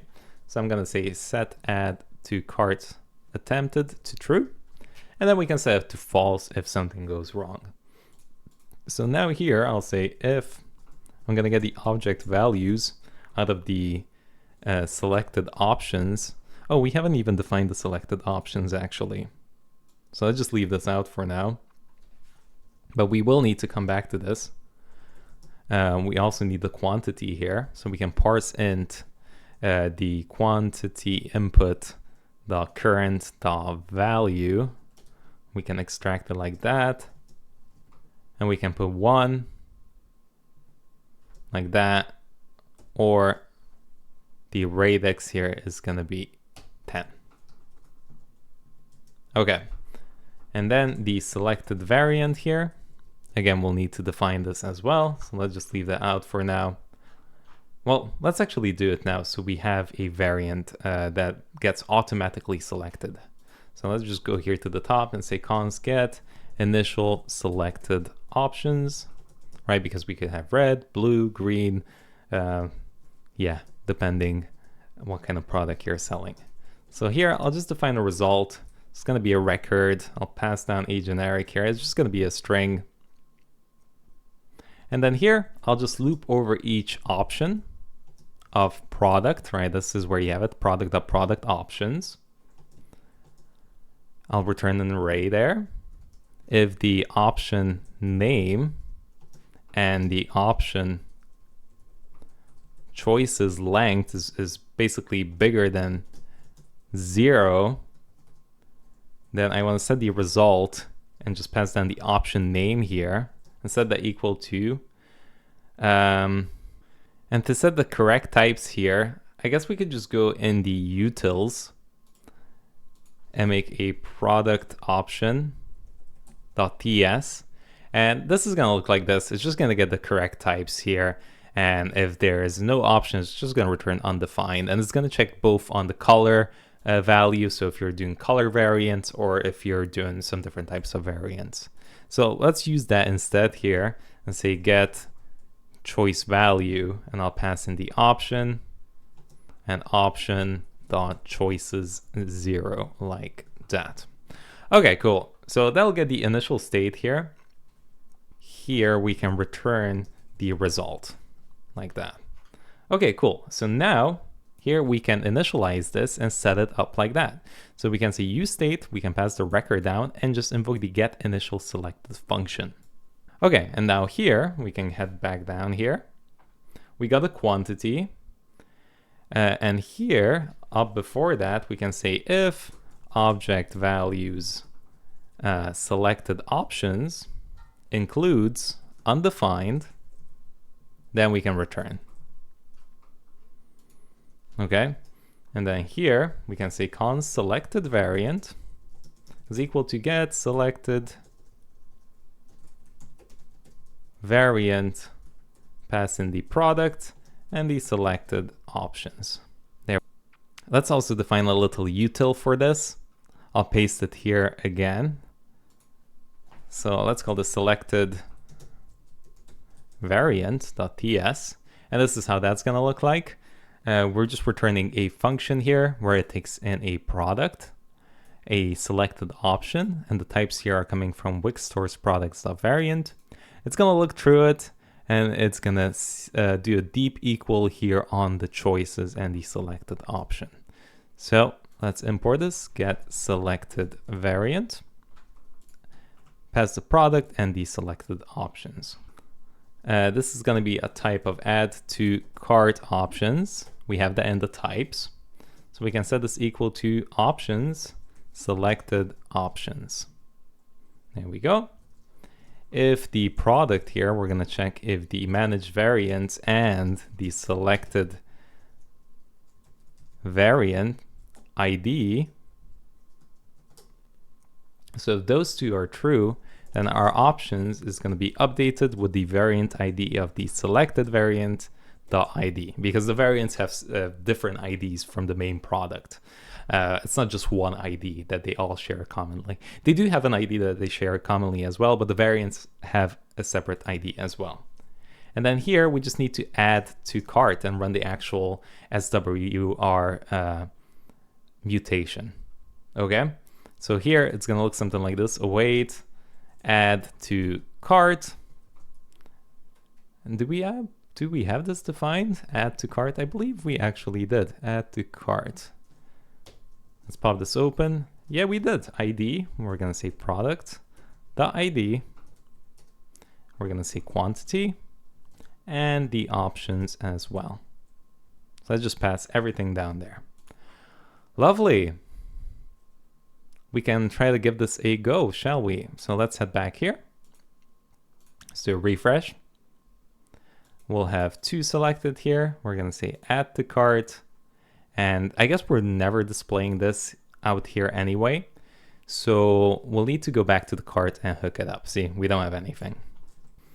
So let's go to the cart here, and we're going to import these two, the use cart from the API hooks and use cart totals as well. All right. So now let's define this just down here. What I can also do here is check the length to see if the cart is empty or not. So I can do something like cart dot line items dot length. If a triple equals to 0, then what I want to do is return that the cart is empty. So I can do a question mark, do a div here, and say P, your cart is empty. Otherwise, I can go here, open this up, we'll do another div, and we can do a cart.line items and basically map over this. So in here, let's render out the image. So I'll do an image, and the source and the alt tag is going to be from the media again. So let's pass that down, media from Wix SDK.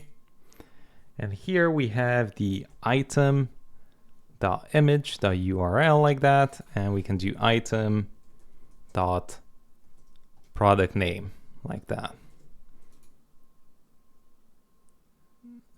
This might be, oh, there we go, original. Cool. Okay, so we got the image there. Let's also do, I'll do an inner div here. Do a h4, sorry, a h3, and we'll say item.name here, product name, original.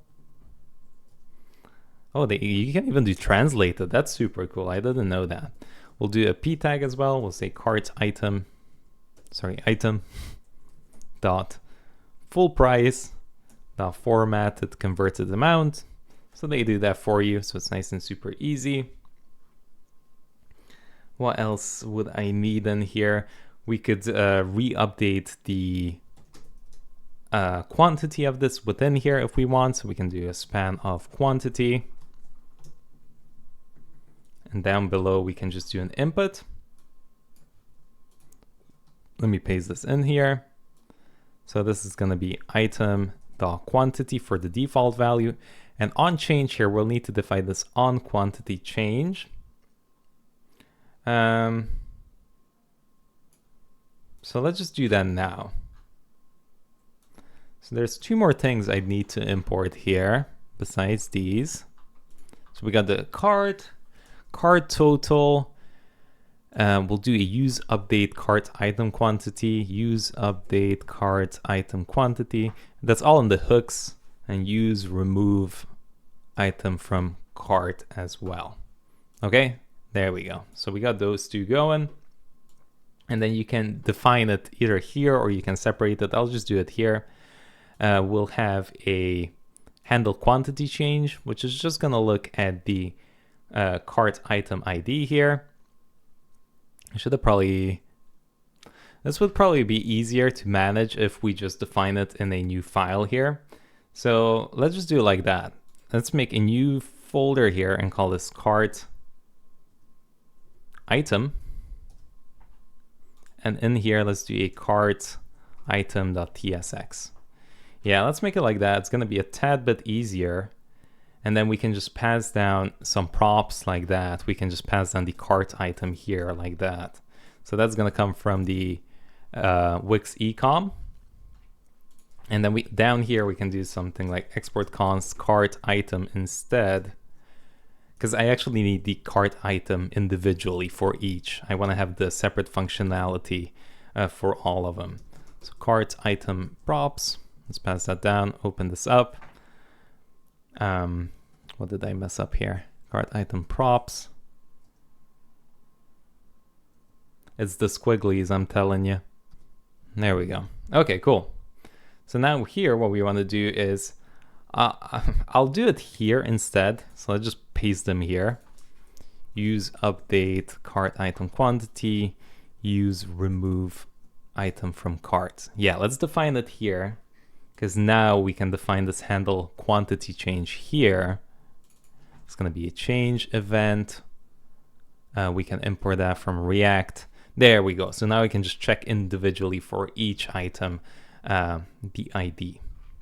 And the handle remove is just going to take in the ID. So it's going to be super simple like that. Okay, there we go. So rather than defining the styles here anyway, so let's just go here and actually clean this up a little bit. So I can get rid of those two. There we go. And then now here, right, rather than returning all of this stuff, let's just get rid of it now. And we can just do a cart item. There we go. That's going to keep it nice and clean. And then this is going to take a couple of things here. And we get a little error here. I believe it's because we're not returning anything in the cart item, and it looks like we aren't. So that's fine. We can just head down here and say return. Open this up. And then we can paste everything that we had in there.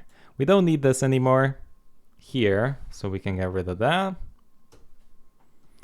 And now we can just use the cart here rather than item. So let's update this quickly.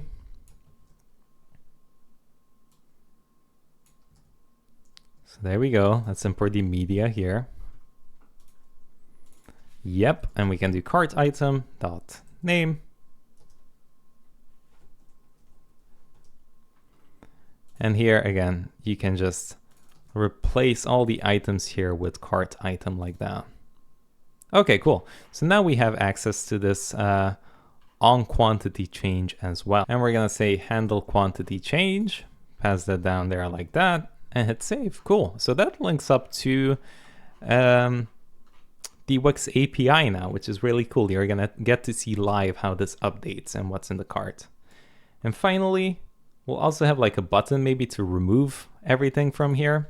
So just paste that in at the bottom here, just a button, remove item. Skip the styles for now. And here we can pass in the handle remove. There we go, that's looking good. All right, let's see what we got going. We still don't get to see actually the items in the cart. I don't think we ever ended up rendering that out. So let's just have a look. Oh, we are. Yeah, see right here where we're mapping over each product, what I want to do is just create a quick product option component. So let's head over here to components, make a new folder. We're gonna call this product option.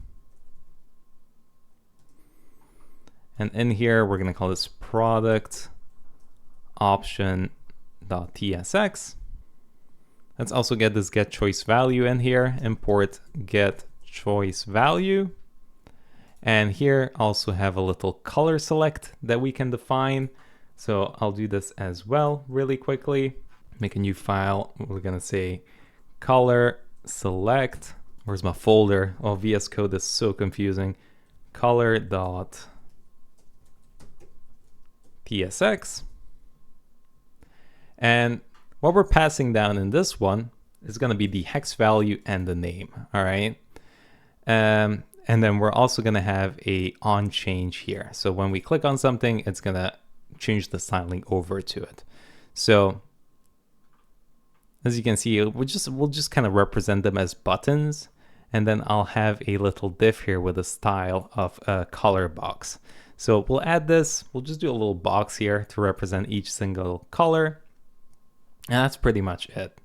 So I'll do the styling as well for it. I'll just copy paste it here for you. So what we can do is just manually hook this up. So let's go to the top here. As you can see, we import the color select. So let me show you the file for this as well. I'll pop it in here. So again, it's just gonna get that option and the color box, set a height to it, and also set a color here and a border radius to the color box. And that's pretty much it. Okay, cool. So that's the color select there. We can import this as well. Color select. It's not finding the folder. There we go. Now that's fixed. So down here, we're essentially just passing down that color select. We're throwing an error if it doesn't equal to undefined. And this is also taken in a product option module CSS. So let's add one here. I'm just going to keep this simple. I'm not going to add anything here. Oh, and we need to move this actually over from here to the color one. So let's paste that there instead. There we go. So now it's in the color select module. Okay, that's looking good. Lovely. Okay, so we can go back to the route here, see where we have the H1. And now what we can do is, rather than rendering out a H1 here, let's get rid of that and instead do the product option. Again, you can make this any way you want. I just didn't want to waste too much time on it. So for the key here, we're going to say option.name. The option is going to be the option. What else? The selected value here is going to be selected options dot, sorry, array here, option dot name, like that. Okay, and do I need anything else? Let's have a look here. Oh yeah, an error and on change. So for the error here, again, we set a specific state for this, the add to cart attempted. So if this is set to true, then we can check the selected options, the option name here again, pass that down. If that equals to undefined, I'm gonna do question mark and say select option.name. Otherwise, return me undefined. And finally, we have the on change as well. So here we're gonna have the value of it. And I can just set the selected options. This is our state, right, that we have. So we have the previous value there. And what I can do is just pass down everything from the previous value and then do option.name to the value.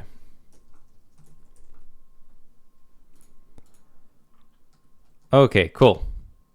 Oh, sorry, set selected, what did we name it? Set selected options. There we go. Lovely. So let's have a quick look, see what we got. And look at that, we have the little colors there, see? It says color blue now. I can click on green, I can click on pink as well, and it selects that specific one. Cool, and by default as well, it just automatically selects the first value, which is perfect. Again, we're gonna style this up a little bit in just a sec, but let's give this a shot. Add to cart, looks like this still is not working. So we know at least that we have the variant selected here and the quantity. It just doesn't seem to add it to the cart. You know why? It's because we never call the function. So have a look down here. We never call the add to cart handler. So let's call it down here. All right, there we go. Let's hope it works now. So let's do the blue one. I'll do 2 for the quantity, add, and it says cart is empty. Interesting. Let's do a green, add to cart. Maybe I got my logic wrong here.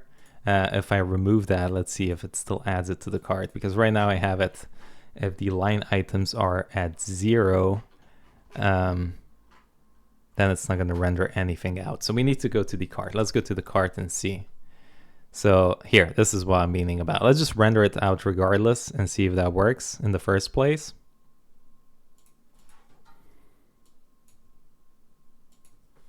So let's just do that for now.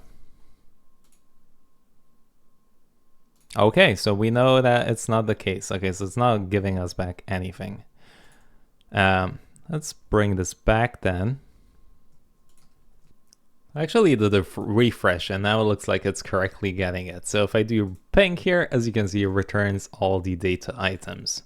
All right, cool. So let's head back to our app and we can just remove this JSON stringify here. We won't need it. Let's hit save and see how that looks. Okay, so this is gonna just return me a huge thing here. Let's just select this, go to the outer div.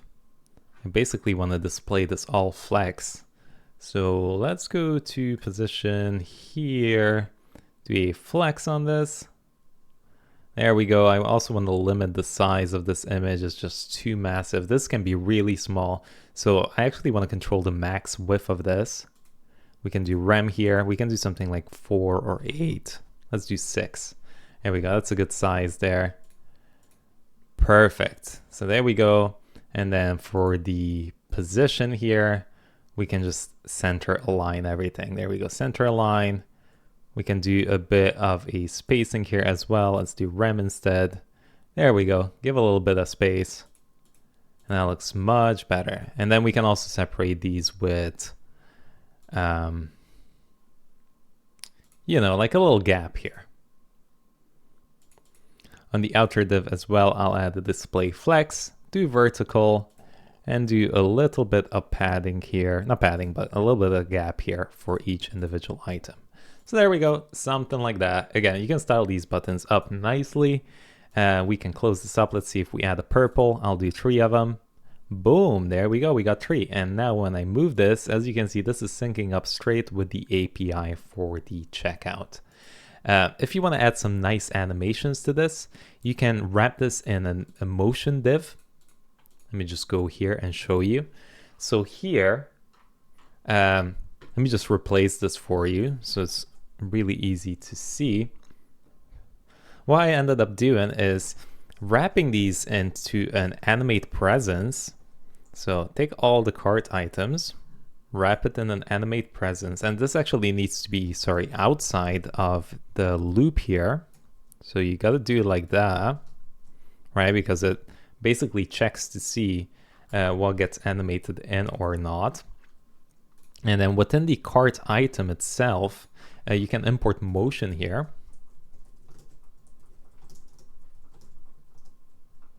So let's do that. So I'll call this mdiv now. There we go. And here you can add a property of layout to this like this. Okay, so just add layout, and then you can do an initial, animate, and scale if you want as well for the removal of it. So if I just quickly show you here, let's pop this open. So if I remove that, boop, see how nicely that animates? So there you go. So that's how you can use that as well. Okay, cool. So let's add the checkout as well, because this is all working nice and smooth. What I also want to do is here, when the cart is empty, I want to add a little animation. I'll link this in the GitHub as well. We're going to use Lottie animation for this. And the way this is going to work is, let's just head over here and install it. So the package name is Lottie React. So you can run npm I Lottie React. Okay, and I'll provide the JSON file here for you. So let's place it here. Let's go to our styles route.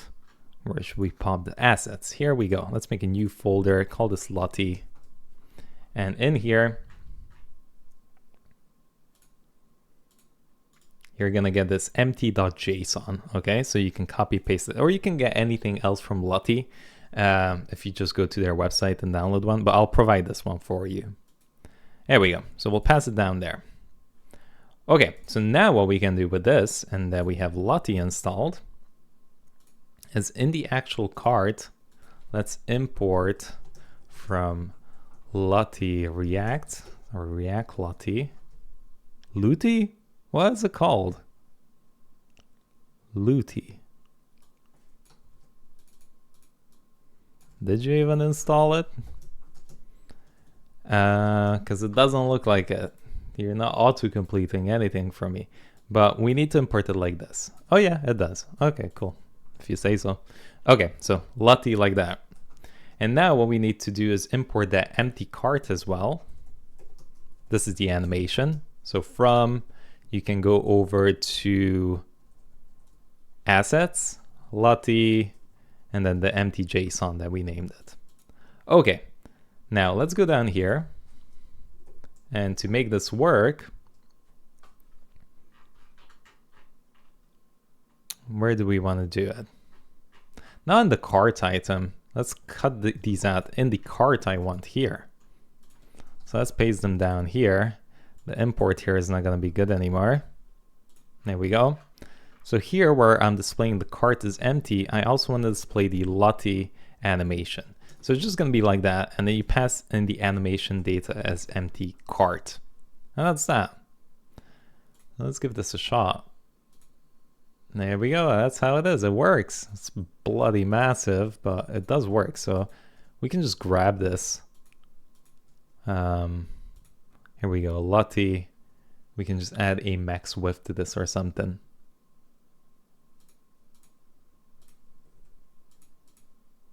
Might not work on the, there we go, like that. So something like that.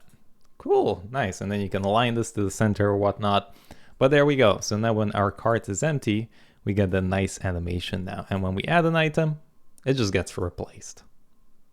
Finally, let's hook up the checkout experience as well, which is super easy because it just does it through Wix, so you don't need to worry about it at all.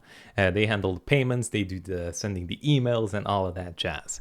So there's one more function we need to set up in our ecom API here. So let's just head back here, and that's going to be the actual checkout. So I'll do it here right above the add to cart, and that's going to look like this.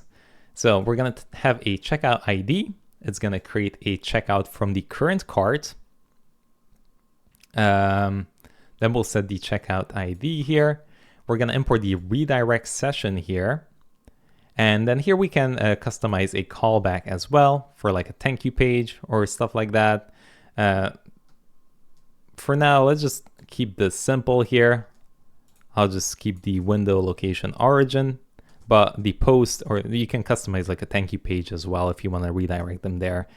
But yeah, that's pretty much it. And then we return that redirect full URL here. Okay. And that's pretty much all we need. So let's also head back to our types and uncomment that out so you can see how the checkout is. So again, that's just going to take in an ecom API response with a checkout URL.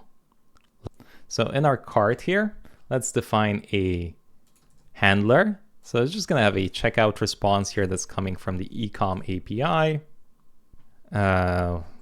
I need to do use ecom API here. Let's import that as well. Use ecom API. There we go. And then we can use ecom API to check out. There we go. Now it gets recognized. Okay, so we're just redirecting the user if the status is success to that checkout URL. Otherwise, we'll do an alert here saying that the checkout is not configured. Okay, and then all we need to do is here in the same kind of boat where we are rendering this out, right? So if we have line items present, that means that we have items to check out. So we can just do a button here. There we go. We'll do an on click. And this on click is going to take the checkout like that. Okay, and now let's also add the checkout. And we should be good to go. So let's give this a shot. We'll head over here. Let's do a refresh. Let's add an item to the cart. There we go. Let's add another one here. And we got 2. Let's hit the checkout button and see if we get redirected to that URL. And there we go. Look at that. We are getting redirected here to the checkout experience through Wix. So as you can see, those are our line items. So now here you can add your email. You can add your name, phone number, the location.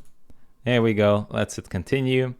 This is all depending what you have set up here. If you picked a digital product or a physical product, I only enable the cache on arrival, but that's pretty much it. And then you hit place to order and you are done. As you can see, we have a nice little confirmation message here as well. And then you can do the continue browsing here, which is going to return you back to the /home page here, right? Or wherever you want to redirect the user. As you can see, our cart is empty now. And since this is, again, all done through like Wix services and stuff like that, you're going to get the, look at that. We got an order confirmation as well. Let me show you here. Here we go. New order with all the different items. Dream Chaser, blah, blah, blah, with free shipping and the information about the user. Okay, so how nice is that? And there we go, that's pretty much it. Now, before we wrap this episode up, I also want to show you how quickly you can create UI kits and UI components for your website, where you can just simply drag and drop. So maybe you want to have different variants of a button and how that looks like. So the way you can do that is just head back here, go to boards, we'll create a new board specifically for buttons. So I'll name this buttons, and we can just open this straight in. We can do create variant here. So let's do a primary maybe. And I'll also make another variant. Well, let's just open this up and kind of see how it looks. So if you open it up, as you can see, it creates a variant with the name of primary. And now here, this variant can be, let's also wrap this in a fragment because we can make multiple variants. So let's make another one. Maybe you'll have a secondary here. I'll just do a button. There we go. So let's say sign in or whatever you want to name it.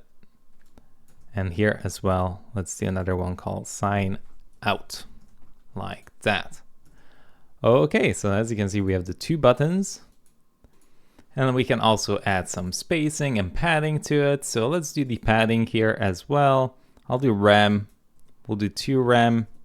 Let's just customize it here. We'll do 1 rem top, 2 rem bottom. and hit save. Maybe that's a bit too big. 1 rem, 0.5 on top and bottom. Let's do a border radius of 0.25 rem as well. Okay, so something like that, right? You can customize this. You can do a cursor, a pointer as well. Let's hit save. So you can create a bunch of different variants here for your buttons. And then in your application, we can just head back here. And let's say I want to change it here on the checkout page, for example, or on the actual product.